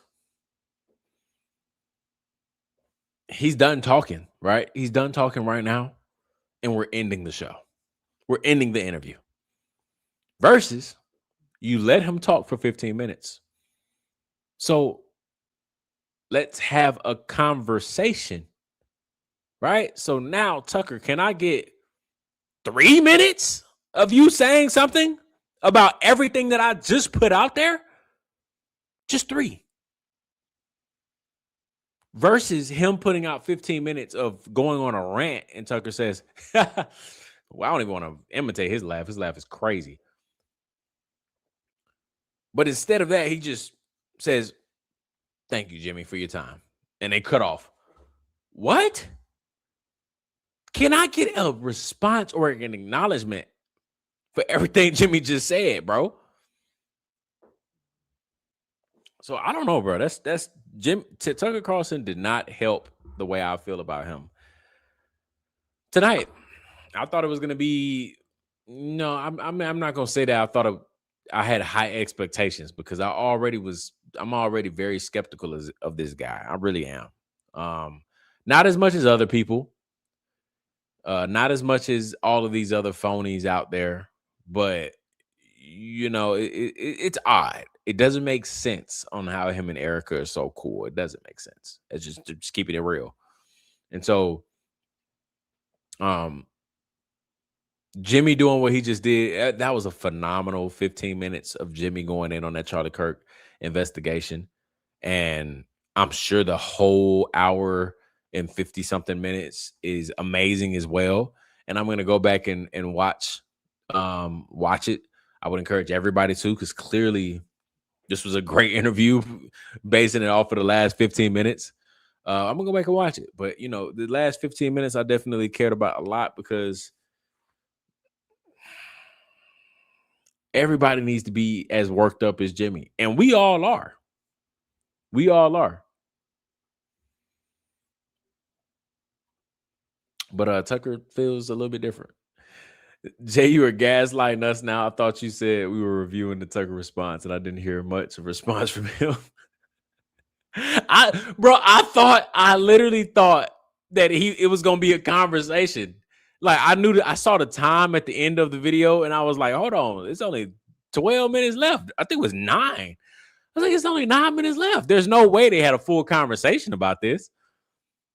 And I thought he was gonna say something. He literally said nothing in that entire 9 minutes. He said nothing. Jimmy just went on that whole spiel and he said nothing. I did not see that coming. I'm not going to lie to you. I thought I was going to get a little runaround, maybe a little deflecting. Bro, he said nothing. He said, thank you, Jimmy, and cut off the interview. That's so crazy. But I don't know. But let me get to y'all comments. Make sure you guys hit the like button on your way in. Maybe you're in late or maybe you're heading out now. Make sure you guys hit the like button on your way in or out. If you are new to the channel, make sure you hit the sub button. We're on the road to 22K. I appreciate all the support along the way. Hey, don't forget to drop your state or your country if you are new and you haven't done it already. Or if you happen to be zooming in on a map in the back and you see, I know it's kind of small, but if you see that your country is not there, I think I had a South America. I got to go find that comment. Not from this video, from the last video. Because I have 0 right now. So don't forget to drop your state or your country, so that way I can drop a pin for you, so that way we can keep track of where everybody is listening from. But let me get to y'all's comments, because yes, tonight was a lot. So I'm sure y'all been yapping. The Yap community is always funny, and y'all always say some funny stuff. TikTok family, I am sorry I cannot. Kentucky, I do have a Kentucky, I do have an Illinois, I do have a Toronto, Canada, I do have a Kansas City, Missouri. I do. I appreciate y'all for dropping it. Somebody is repping your exact city on the map already. New Orleans, got a New Orleans. Arkansas, maybe. I gotta check another New Orleans. Toronto, yeah, Toronto is on the map. Toronto is on the map. All right, let me get to y'all comments, because I know y'all been yapping.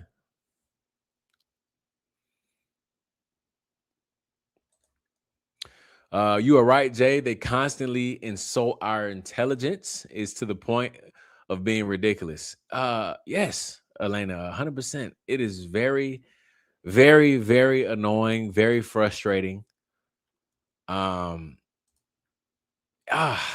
So many different things, but it's starting to piss me off, man. It's starting to piss me off. It's probably already pissed me off. Probably, I've probably had like 24 crash outs over this situation.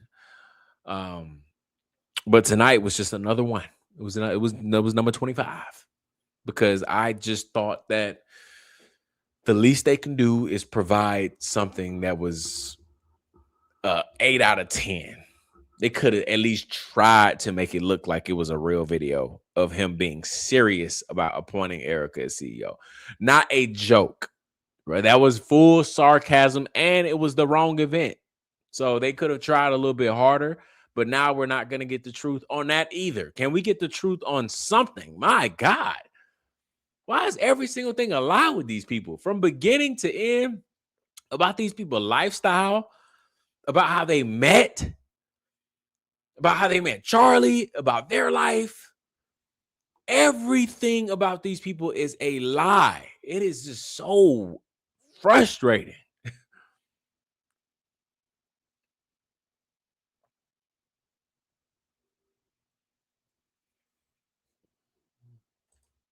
Miss Shalami is diabolical. She truly is. And I'm not even gonna watch that women's leaders conference. I need to, because that's like part of my job. I have to suffer through the long, you definitely pissed too. Yeah, right. I mean, we all are pissed. It's my job to suffer through these annoying videos. That way I can provide the content and context to the Yap community. So I might suffer through it for y'all. I don't know. We'll see how the clips go on X. Maybe I'll see something interesting and say, okay, I'll put some clips together. I don't know if I can sit through a whole Miss Shalami conference. Oh my gosh, that sounds miserable. And you got Lisa. She flew out there to listen to Miss Shalami. That's how I know she got paid. Ain't no way I'm spending no money for that. No way. It wasn't a video from Aspen. No, I don't believe that whatsoever. It wasn't a video from Aspen. It was a video from, I just think it was from that 2023 thing that we pulled up, wherever he was, about building the machine. And it was sarcasm. It was 1,000. It was Q&A at the end, and he was smiling about it. No, everything about that video is fake. Wasn't it supposed to be at a private meeting? Yes, right. And I mean, y'all already know the principal and assistant principal, Baron and Candace, will probably get down to the bottom of it. And I'm sure maybe others, but we know as far as like platform wise and probably like brain power in general and helping power in general, those people have like the most resources to go down different rabbit holes and find things that sometimes we aren't able to find. So they'll come out with something. Something's going to come out, and we're all going to know that it's fake. And Turn Up on USA will never acknowledge it. They will never acknowledge the fact that they put out a fake video. Not only a fake audio clip in December, now a fake video in June. And I guess at that rate, that's 6 months. So that means maybe by December of this year, we'll get an update on Charlie appointing Erika as CEO. December of 2026. Maybe we'll get an update on why they lied on this Charlie video, since they take 6 months to respond.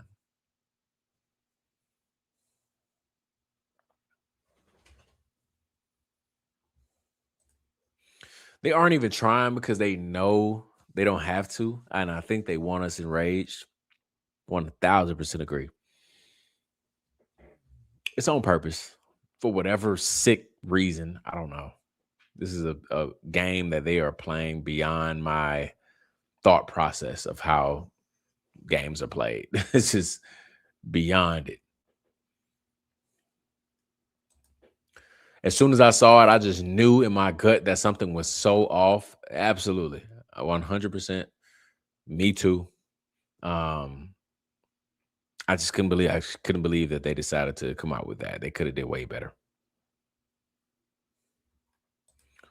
Black Line Brief talked about it tonight. Videos from 2022 or 2023.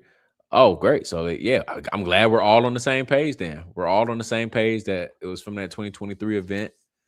And I figured he would know too, because he was a Charlie Kirk stan. So I knew he was going to know immediately. That was the best part about the video that everybody was trying to put pressure on, because people were like, wow, does it matter? And it's like, well, if they come out with a video, it will be very easy to confirm or deny if that video is real or not, or if it's true or at what time, because he was speaking to somebody. He wasn't speaking in a room by himself. So whoever was there is going to remember where they were and what event it was where Charlie Kirk was up there saying that. So it can easily be verified. That's why they didn't want to put out the video. Now they did, and it's going to backfire 1000%, because that was not in Aspen. We're probably going to find that out very soon. That was not at a donor conference, donor meeting, whatever you want to call it.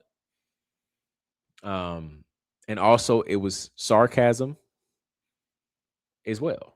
And it was probably Q&As at some random building the machine event where he joked about dying and giving the company over to Erika.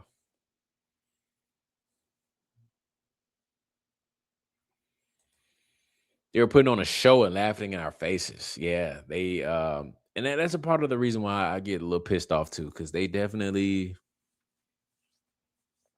gaslight and just laugh at how we just react and respond.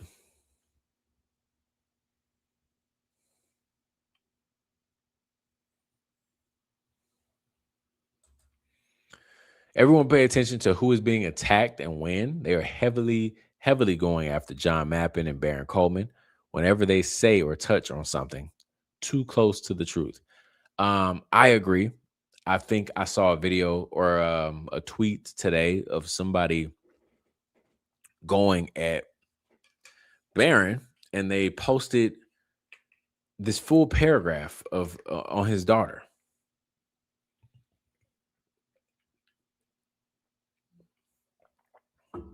That's sick. Not gonna lie to you. Very sick. And their reasoning is because they said Baron's a weirdo for trying to go after Erika's kids when he never has. He's never exposed any picture of Erika's kids. The only thing that he is analyzing is a picture that Erika and Andrew Kovic decided to put on the internet of kids that aren't hers. And these people actually decided to go find Baron's daughter and post her on the internet and talk about her life. And that was very weird. Very weird. So you're right. They waited for Candace to be away. Oh, yes. They always do. Wow, I didn't even think of that. They always do, for sure. I didn't even think of that the moment that the video dropped. It always happens when Candace is off. Always.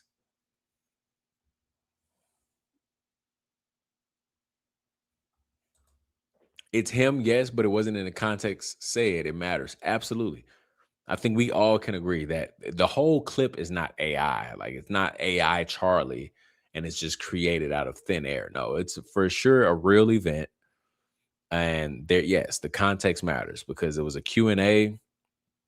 He's laughing. He's smiling. And it wasn't even at the donor meeting. And again, if they truly wanted us to stop talking about it, then why in the world? And then look, this is what Baron Coleman just, well, I ain't gonna say he just tweeted. I'm just now seeing it.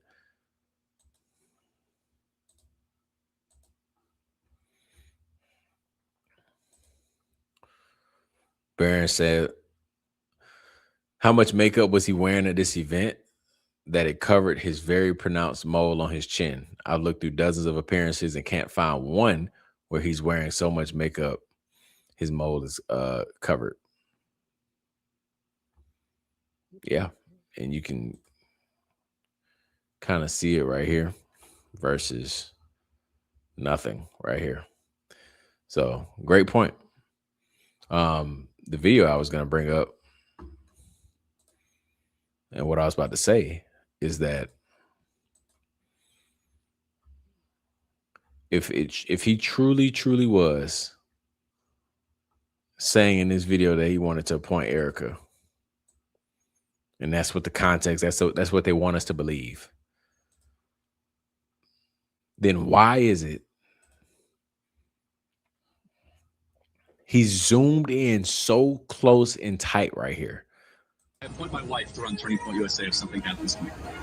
There was no reason to cut to them kissing at all. No reason. But they did it on purpose to leave out more context. We already seen this kiss. We've already seen them kiss before. It's not important right now. Erika, and then they quickly get back to the same video to continue him saying what he was allegedly saying. So why?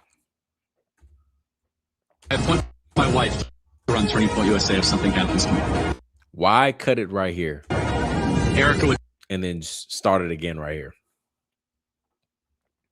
So then one could say these are two different questions. Somebody else asked a whole totally different question. do a great job. Now tell me this. Erika would do a great job. Erika would do a great job. What if somebody said, what if somebody asked a question about Turning Point Faith and said, you're starting Turning Point, how is Turning Point Faith going? How would you feel if Erika was leading Turning Point Faith or a women's leader conference or anything like that? And he says, yeah, I think Erika would do a great job. It could be a complete separate question. But for some reason, they bunched it all together.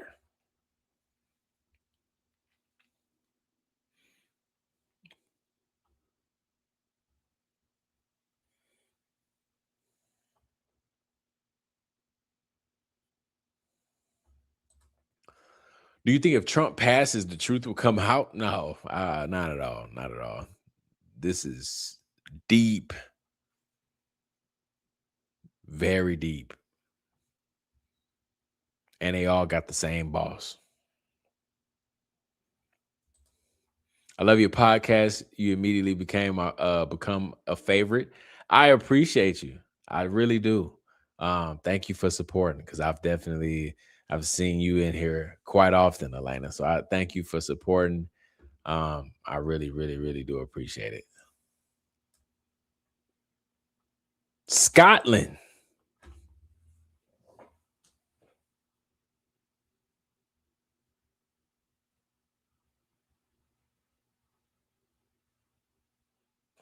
Might got to add you up there.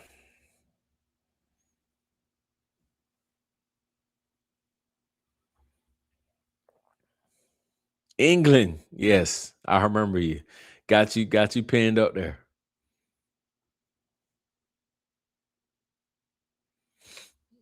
I think this would be the only time Scotland and England agree on something, and that is no one is buying a narrative about Charlie. Man, thank y'all for listening from all the way across the water and for sure agreeing on something like this. This is crazy. This brung so many people together.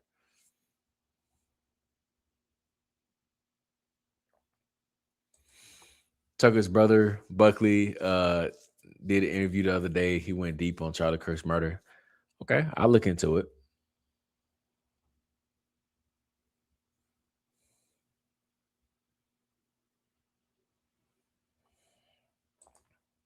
Emotional manipulation using that little girl. Yeah, I heard the baby voice saying Mama Kirk or something like that.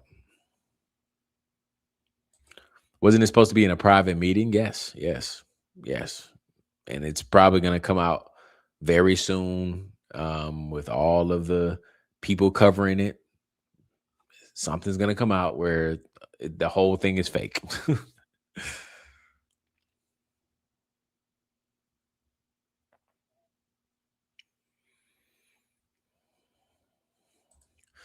Where are the videos from the people that were in the crowd? That's the thing.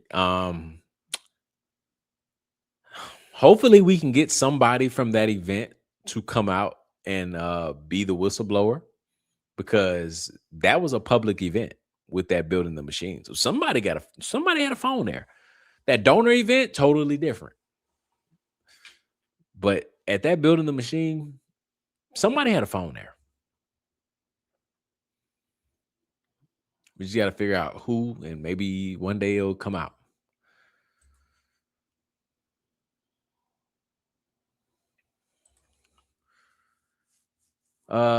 Danny, thank you for supporting the channel. I really do appreciate it.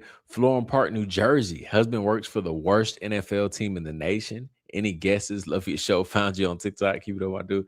I appreciate it. The worst team in the nation? Football?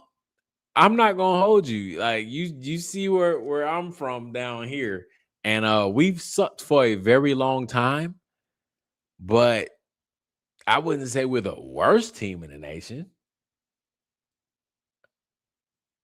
The worst team? That is so tough. Is it somewhere in the New Jersey, New York area? Like the Jets? What's up? What else is up there? It ain't the Patriots. It ain't Baltimore. Giants, Jets. Man, that's a tough one. I don't know. Who is the worst team? That's so tough. I think, again, I'm a little biased in a bad way. Atlanta sucks. We've sucked for a very long time.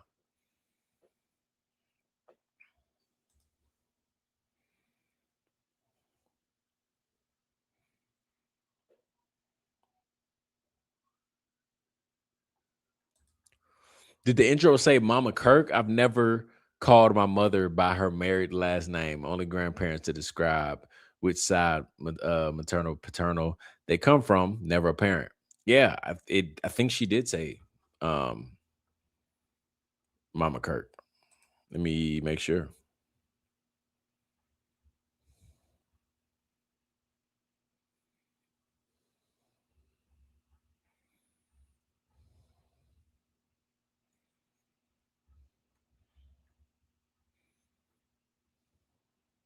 Relationship in your life is the one that you have with your Lord and Savior Jesus Christ. His passion was my passion, and now his mission is my mission. I appoint my wife to run Turning Point USA if something happens to me.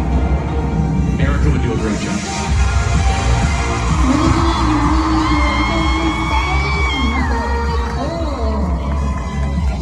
It sounded like she said Mama Kirk, but I have a much clearer version than that. I don't know why I chose to play that one.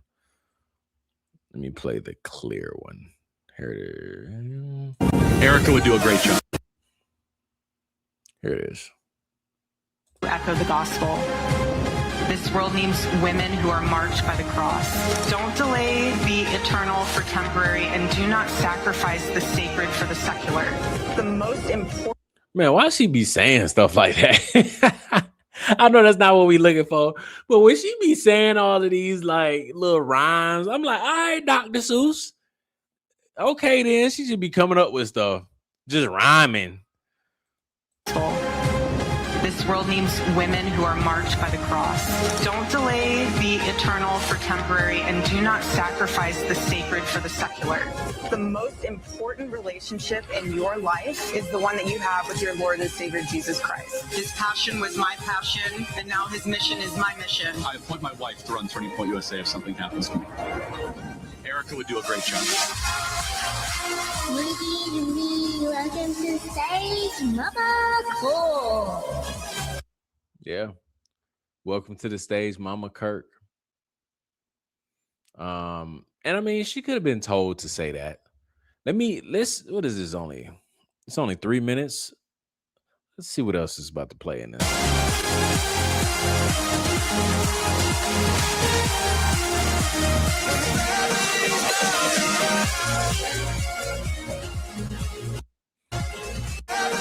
Dude, it's so weird that she continues to use this freaking picture right here. This 2018 picture. It's so weird. It's like, bro, you are, I'm not gonna say she like old, but like, bro, you're like 38, about to turn 38. This was like young you. That's weird and creepy. Like, why are you doing that? Why do you want people like, I don't know. That's kind of odd. And it's full context too. Like, even the way she like dresses, like, you know what I mean? She kind of dressed like a child.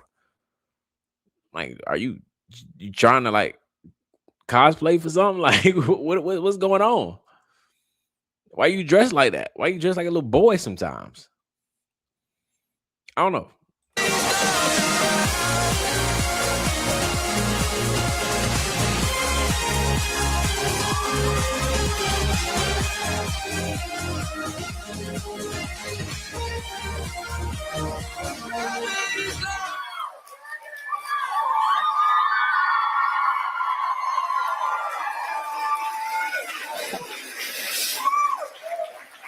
It is so good to see you guys. My sweet Gigi doing her little mommy. She's very big with the microphone lately. She takes off of her daddy. So she, with her daddy's little microphone, mini one that she has, she wanted to be able to do my intro. So why not? It's my little voiceover for my intro. So precious. But so much in my life, just like yours, has changed since I've last been up on this stage with my husband 1 year ago. Who was here last year with us? Who's first time ever coming to Turning Point USA conference? Wow. I love it. Hi, you guys. Hi.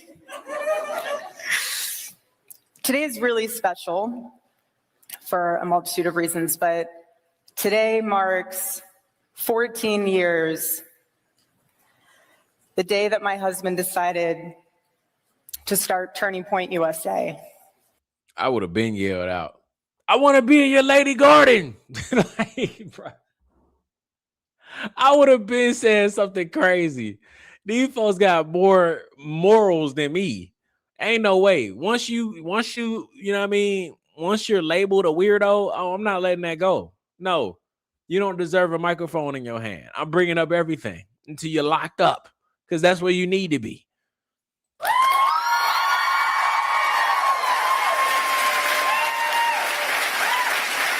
He saw what was on the horizon for the youth of this nation, and he knew that Turning Point USA would be the solution. And I am so grateful to God that he followed the calling that was on his heart, rather than what the rest of the world probably would have expected a young 18-year-old male to do. A sense of purpose. And he wanted to cultivate a space for community, everyone, the American traditional values that he's so deeply cherished. Oh, my Lord. I might rather listen to Kamala Harris. Oh my gosh. We'll have to take another day of listening to the content that she spoke on tonight, because I can't take any more unless we have to. Can you run the video through AI? I could try it tonight. I think there's a possibility. The mouth is kind of weird when he says, I think she'll do a great job. The mouth is kind of weird there. But again, there's so many other things going on in that video that you don't even need AI for. But I might do that. Maybe not tonight, maybe tomorrow.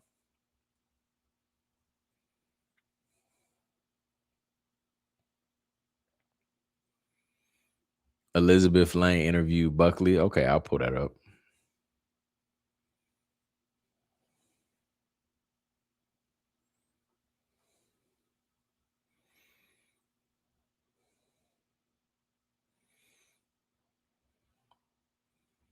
Oh, Bay said slow down the playback speed.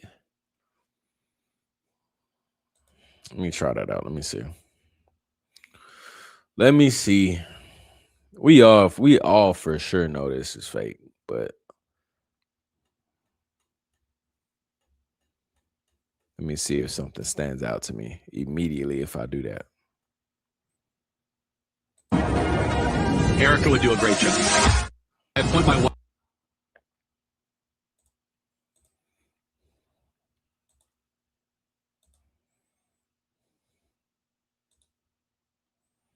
I'd run Turning Point USA if something happens to me. Erika would do a great job. Man, that is very off, huh? I appoint my wife to run Turning Point USA if something happens to me. Erika would do a great job. That is very off. Very, very off. Let me see if I can find like a clearer video. Yeah, here's one.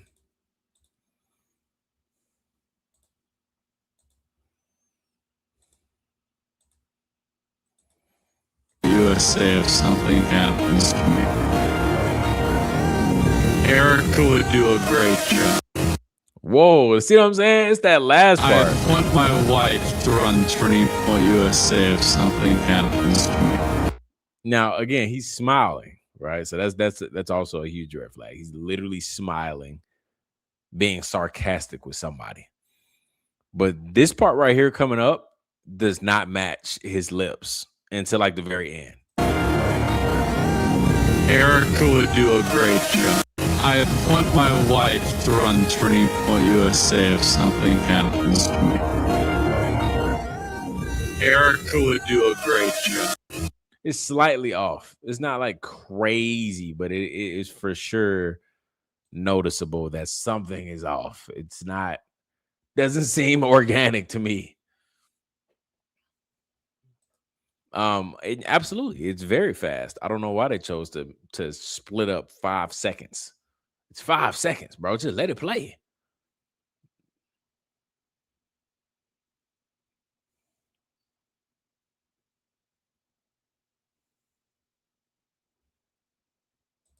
Absolutely. If it's real and a big if, he was being facetious. Like, sure, wink, wink. Right. We're all common sense thinkers here. Like, we can tell that he was being sarcastic. We can tell. He's smiling. He's like, nobody would smile in a situation like that where somebody asked, hey, bro, if you were to die tomorrow, like, I would have been like, I mean, I would hope not, but you know, and I would probably have my answer. That doesn't come with a smile, though.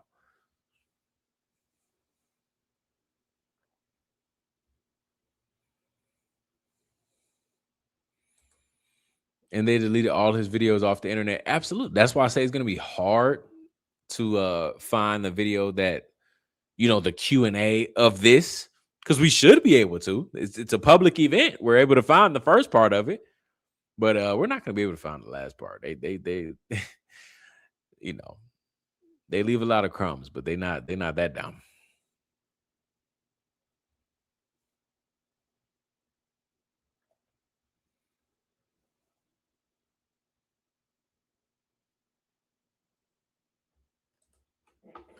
Why would they release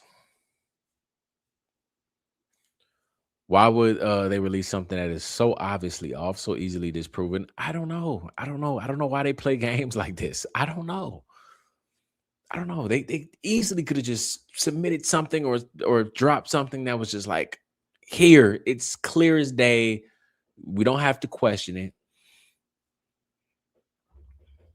We can't even get that 5 seconds, and we can't even get a 5-second clip of just not split up and looking weird. That also represents the donor meeting and not something that was from 2023.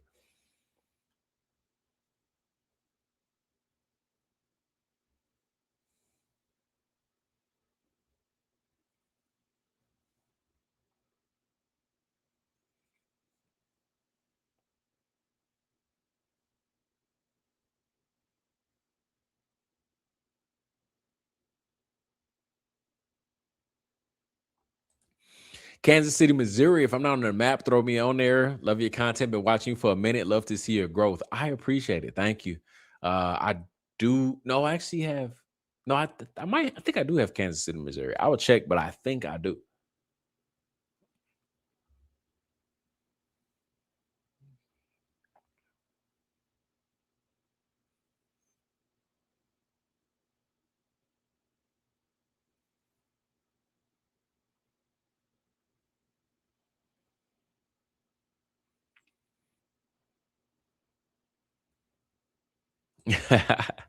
She wasn't calling it all joy when she made those remarks. Facts. What she say? Count it all joy? Yeah, I don't think she was at all. I think her mask almost fell for real.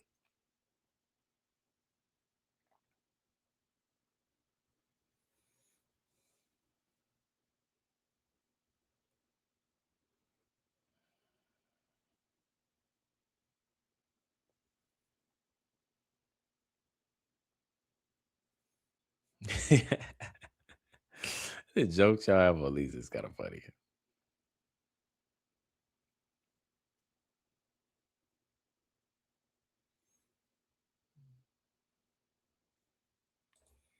Look, all the way from England, talking about that video is AI as F.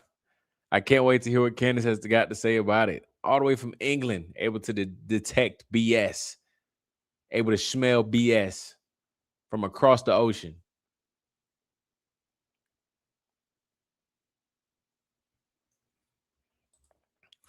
Oh my gosh, I just watched the video for the first time and his mouth doesn't match words and it's a grainy video. Right. I mean, that's a whole nother thing, how grainy the video is. Everything else is clear.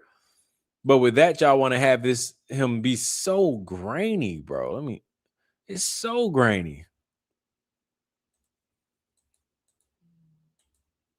I don't know.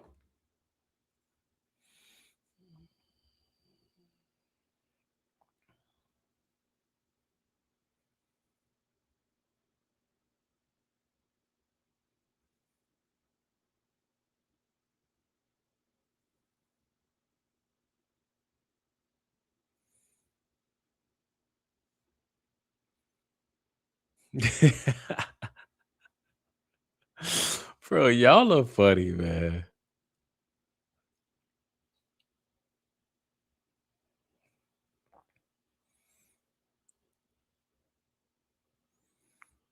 Does she not understand AI? Hey, I mean, when Lisa steps in the building, all AI tools go out the window. Everything's authentic when Lisa knows is in the building, everyone. There's no way they would use AI if they know the almighty Lisa is going to be in attendance.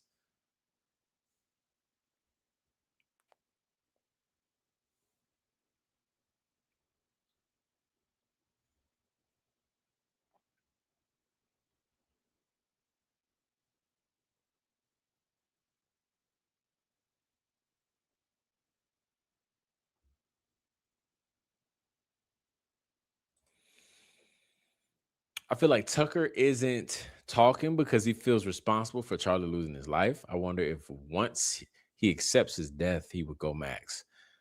Maybe. I'm open to anything. I would never be closed off to everything. I'm always going to be open to anything. So it's a possibility. I just know that, just like you said, Charlie told him to go max. So I would think that would apply to Charlie's death as well. So maybe he is actually grieving, unlike his best friend. and he just doesn't have the words to put together. Maybe I don't know, but something could be going on. The other day I said I feel like he's threatened by the same people that took Charlie out, and so I think he avoids. I think him and Erika have a mutual understanding that they're being threatened by the same people, so maybe that's why they're cool. So I'm open to it.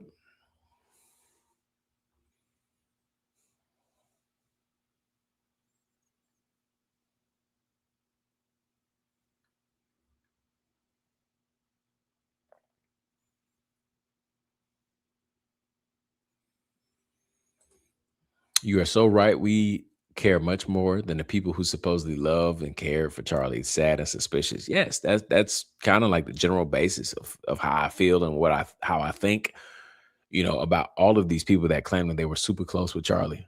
Immediately, I'm like, okay, if you claim that you're a great friend of Charlie, I'm like, where is it at? Where is it at? There's no way you believe what's going on right now. They hate to hear it, but Candace is somebody that everybody will want as a friend if something were to happen to you. It's just being honest.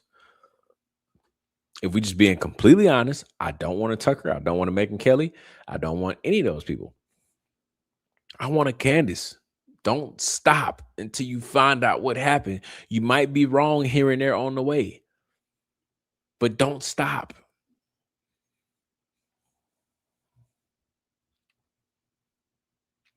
Speak up. Use your platform. Use your voice.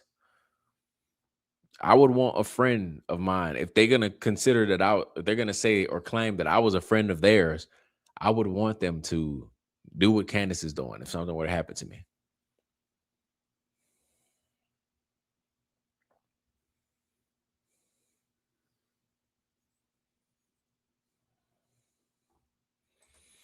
Do you reckon Tucker got Blake hired by Charlie? Yeah, Tucker recommended Blake, which is kind of weird.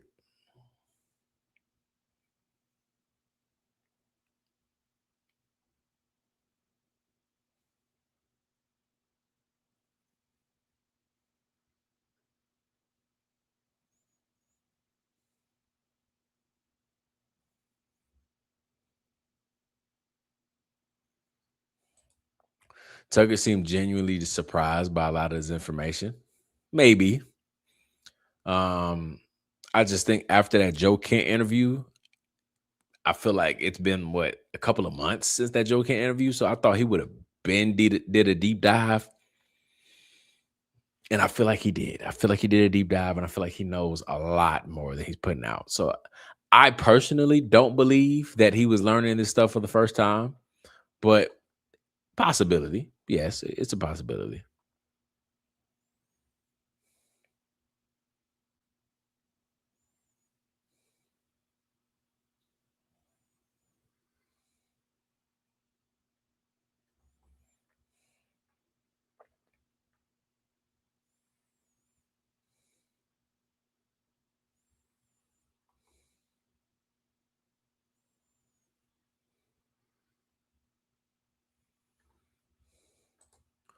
You wanted to watch the full video, but it was 2 hours long. Good thing about it does have chapters.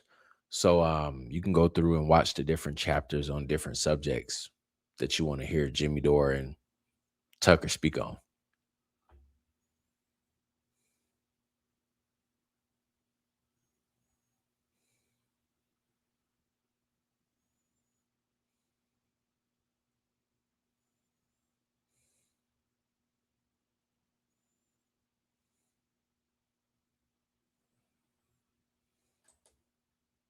Tucker's a psycho. He scares me.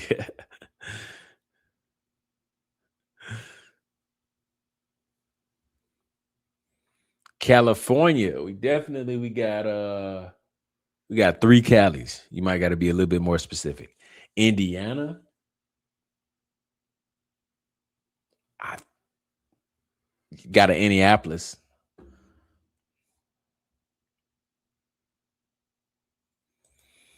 I don't understand why Tucker doesn't care more. Just like Megyn, they must know more, or not genuine. I think they do more.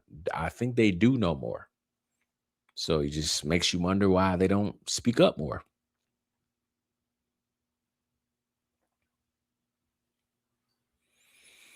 You think they have Lisa on payroll? Well, here's the thing. I think, well, yes, but in a weird form, which would be through Gary, I think.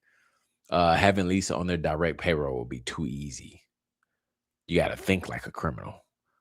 How can we get her on our side, but not directly on our paperwork? Let's get Gary a huge contract with the Department of Defense. And now he's a Fed, and now he breaks bread with Lisa.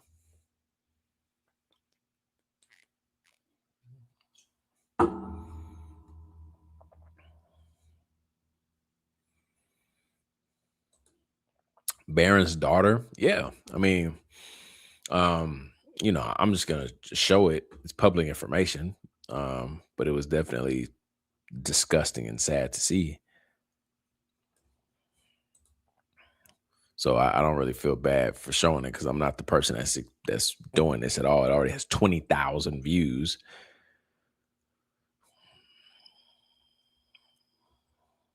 So I don't know where the beef started, but I'm gonna say I don't know who this person is. Maybe somebody out of the 110 people in here may know who this person is.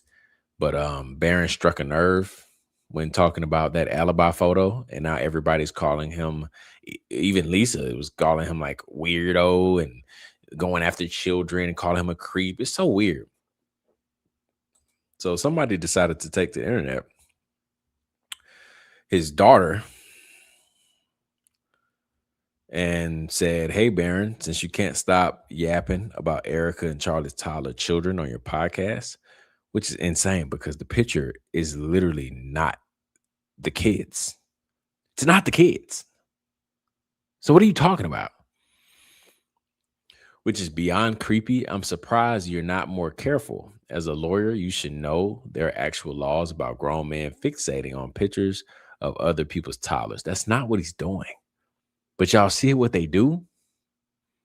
Y'all see what they do? It's so annoying. But let's talk about your daughter instead. Is that the young woman in the yellow dress, the one who apparently got a pine cone on prom night and ended up knocked up? I thought you were a Catholic. Turns out you're too busy chasing clout and camera time to be a father who actually protects his own child's future. She had her whole life ahead of her. Now she's saddled with a baby while her parents scramble to clean up the mess. Maybe put the podcast down, step away from the Kirk's family business, and try being a real father for once. The kind who doesn't let his daughter's mistakes become public ammunition for his own relevance. Focus on your own house, Barron is clearly in need of repair.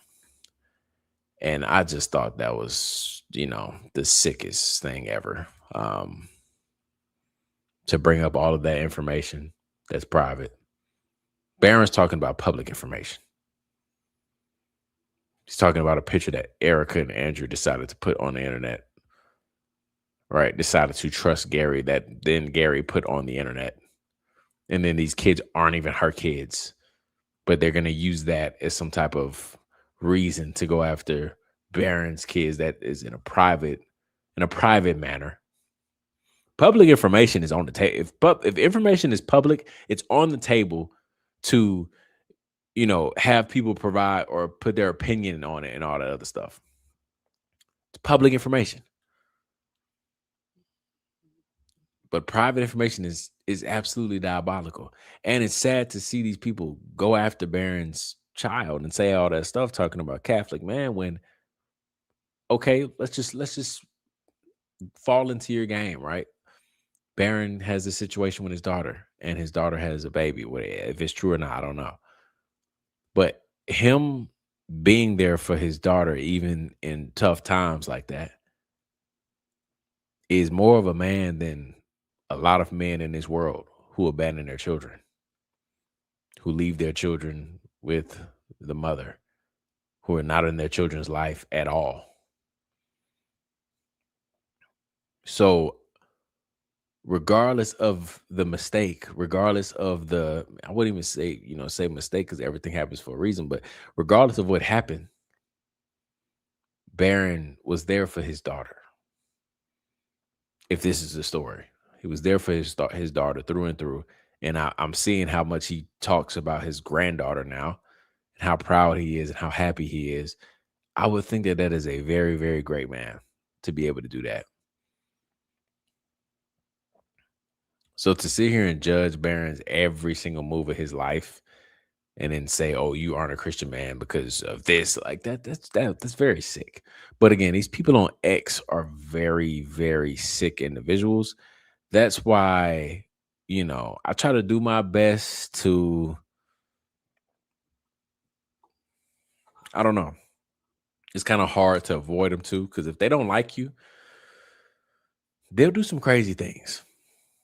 So I'm just gonna continue to try my best to not fall on that end of the stick, because I don't know, it's just sick that the way the levels they take it to, it's just beyond me.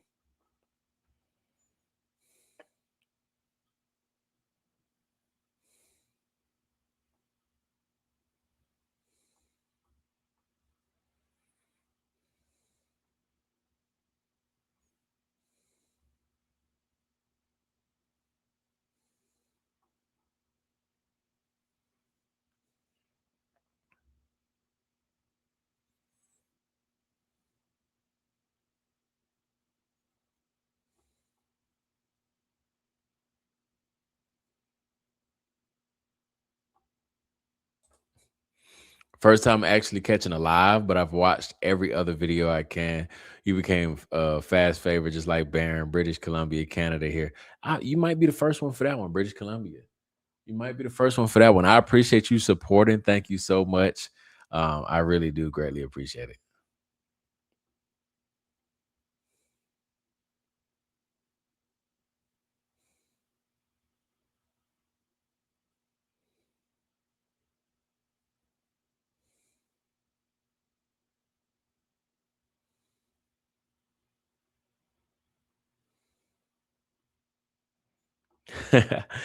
I didn't do any donkeys of the day, but if I had to give it to anybody, it would be TPUSA today with that phony video of Charlie appointing Erika. That is absolutely ridiculous.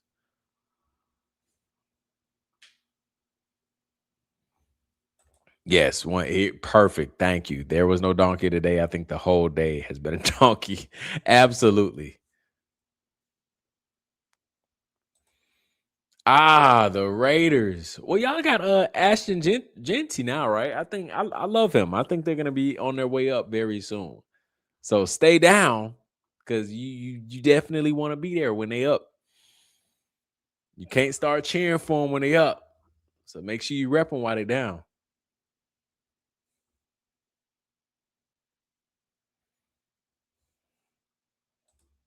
Know what I'm saying? Bro, I would have been they lucky. I need to go back and see if they did Q&As tonight.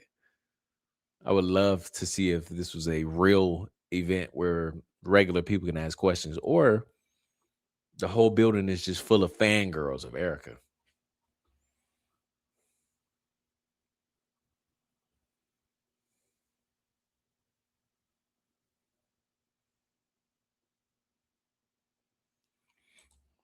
Lisa wants to be in Erika's Lady Garden.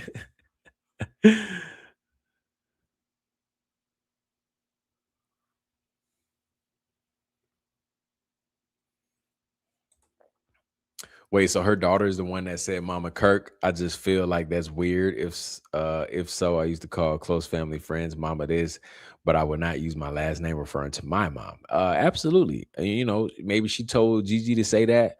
I'm the same way. All my friends, I say Mama this, Mama that. Mama, Baker, Mama Parker. I'm the same exact way. But yeah, your own child saying Mama Kirk, I don't know. But Erika for sure told her to do that. She didn't just, I don't know, maybe she did. I don't know.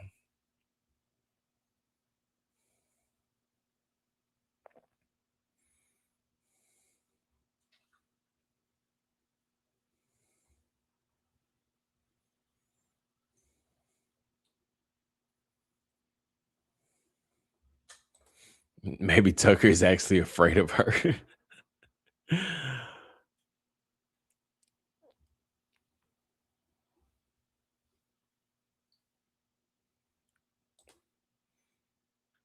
I'm so sick of these people lying and faking everything and then gaslighting everyone who calls them out on it. So over it. I couldn't agree more. Tucker, I feel like is under contract still and able to say his thoughts out loud. Could be right.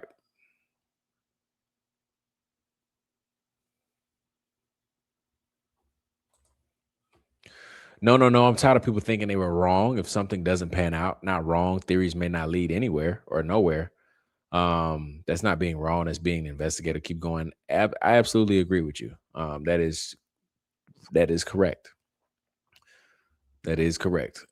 We are going down different rabbit holes, and we don't have any help from our government and the authorities that specialize in this. So I do agree with you. You are right about that.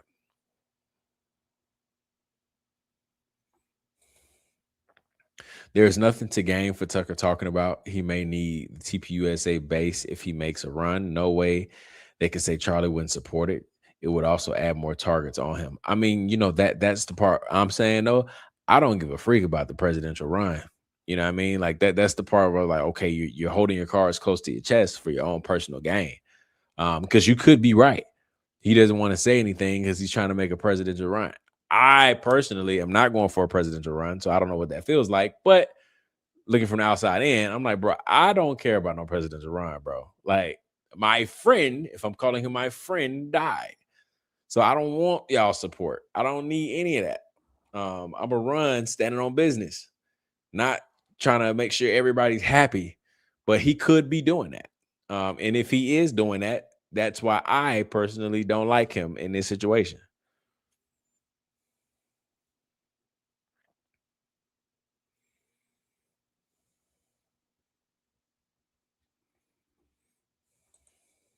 I don't think most people understand the absolute target on the back of these people, unfortunately.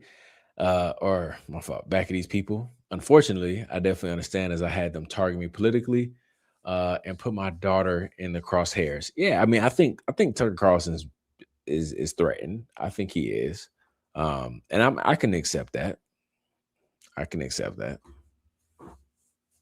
I think they're all threatened by the same group of people that are all tied to the e-files.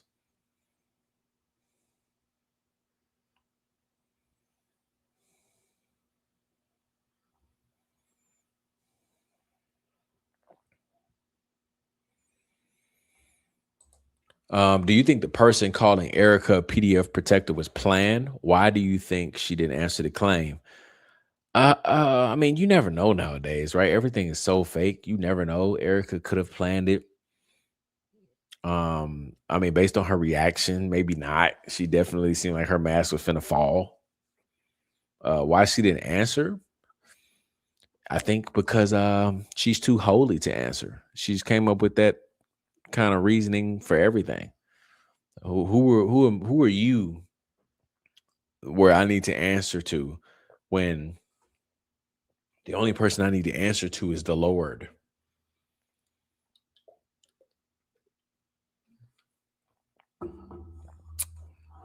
And that's her weaponizing faith again, because she looks at it as it is, if God forgave me, right? If God forgives me for everything that I've done and forgave me for all of the past craziness, then that's the only person that I care about, that I need forgiveness from. I don't need to admit my wrongdoings to all the parents I've hurt from directing traffic. I don't need to apologize to anybody. I don't need to apologize to that sophomore in high school, that girl in high school that I was grooming. I don't need to apologize to anybody because the Lord forgave me. That's manipulation. That's weaponizing as well.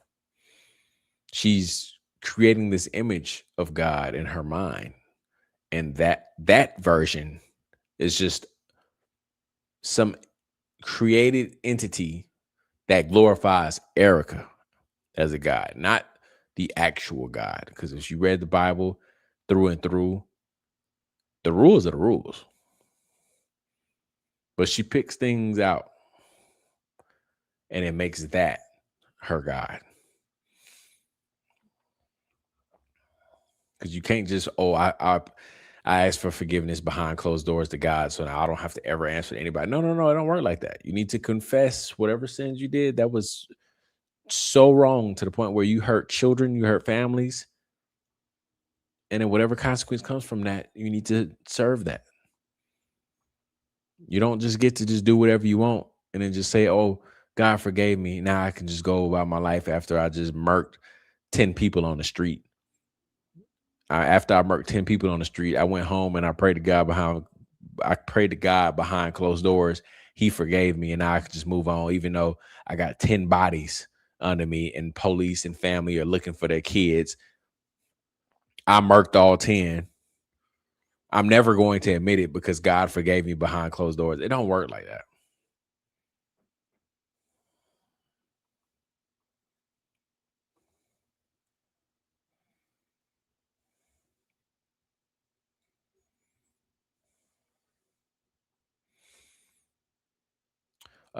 Kyle, I appreciate you for supporting the channel. I truly feel we are on the right side of history. Absolutely. We 100% are.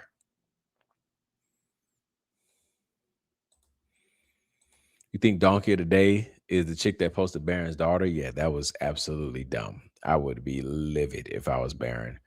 But you know, that's just ridiculous.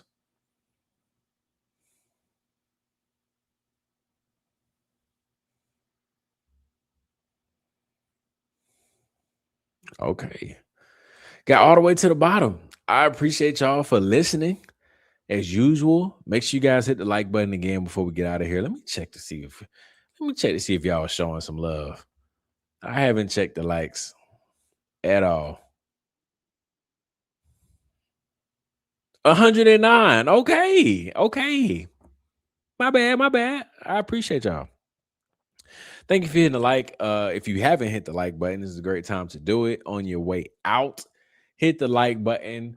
If you are new to the channel, don't forget to subscribe. If you are seeing this video tomorrow, don't forget to drop your state or your country. If you haven't already, if you have in the past, good, because I probably got you. If you haven't and it's your first time, please drop your state or your country so that way we can pin you up there for all the listeners around the world. So I appreciate y'all for listening to another episode, of the Daily Yap. Yappisode number 23. And I will see y'all on the next one.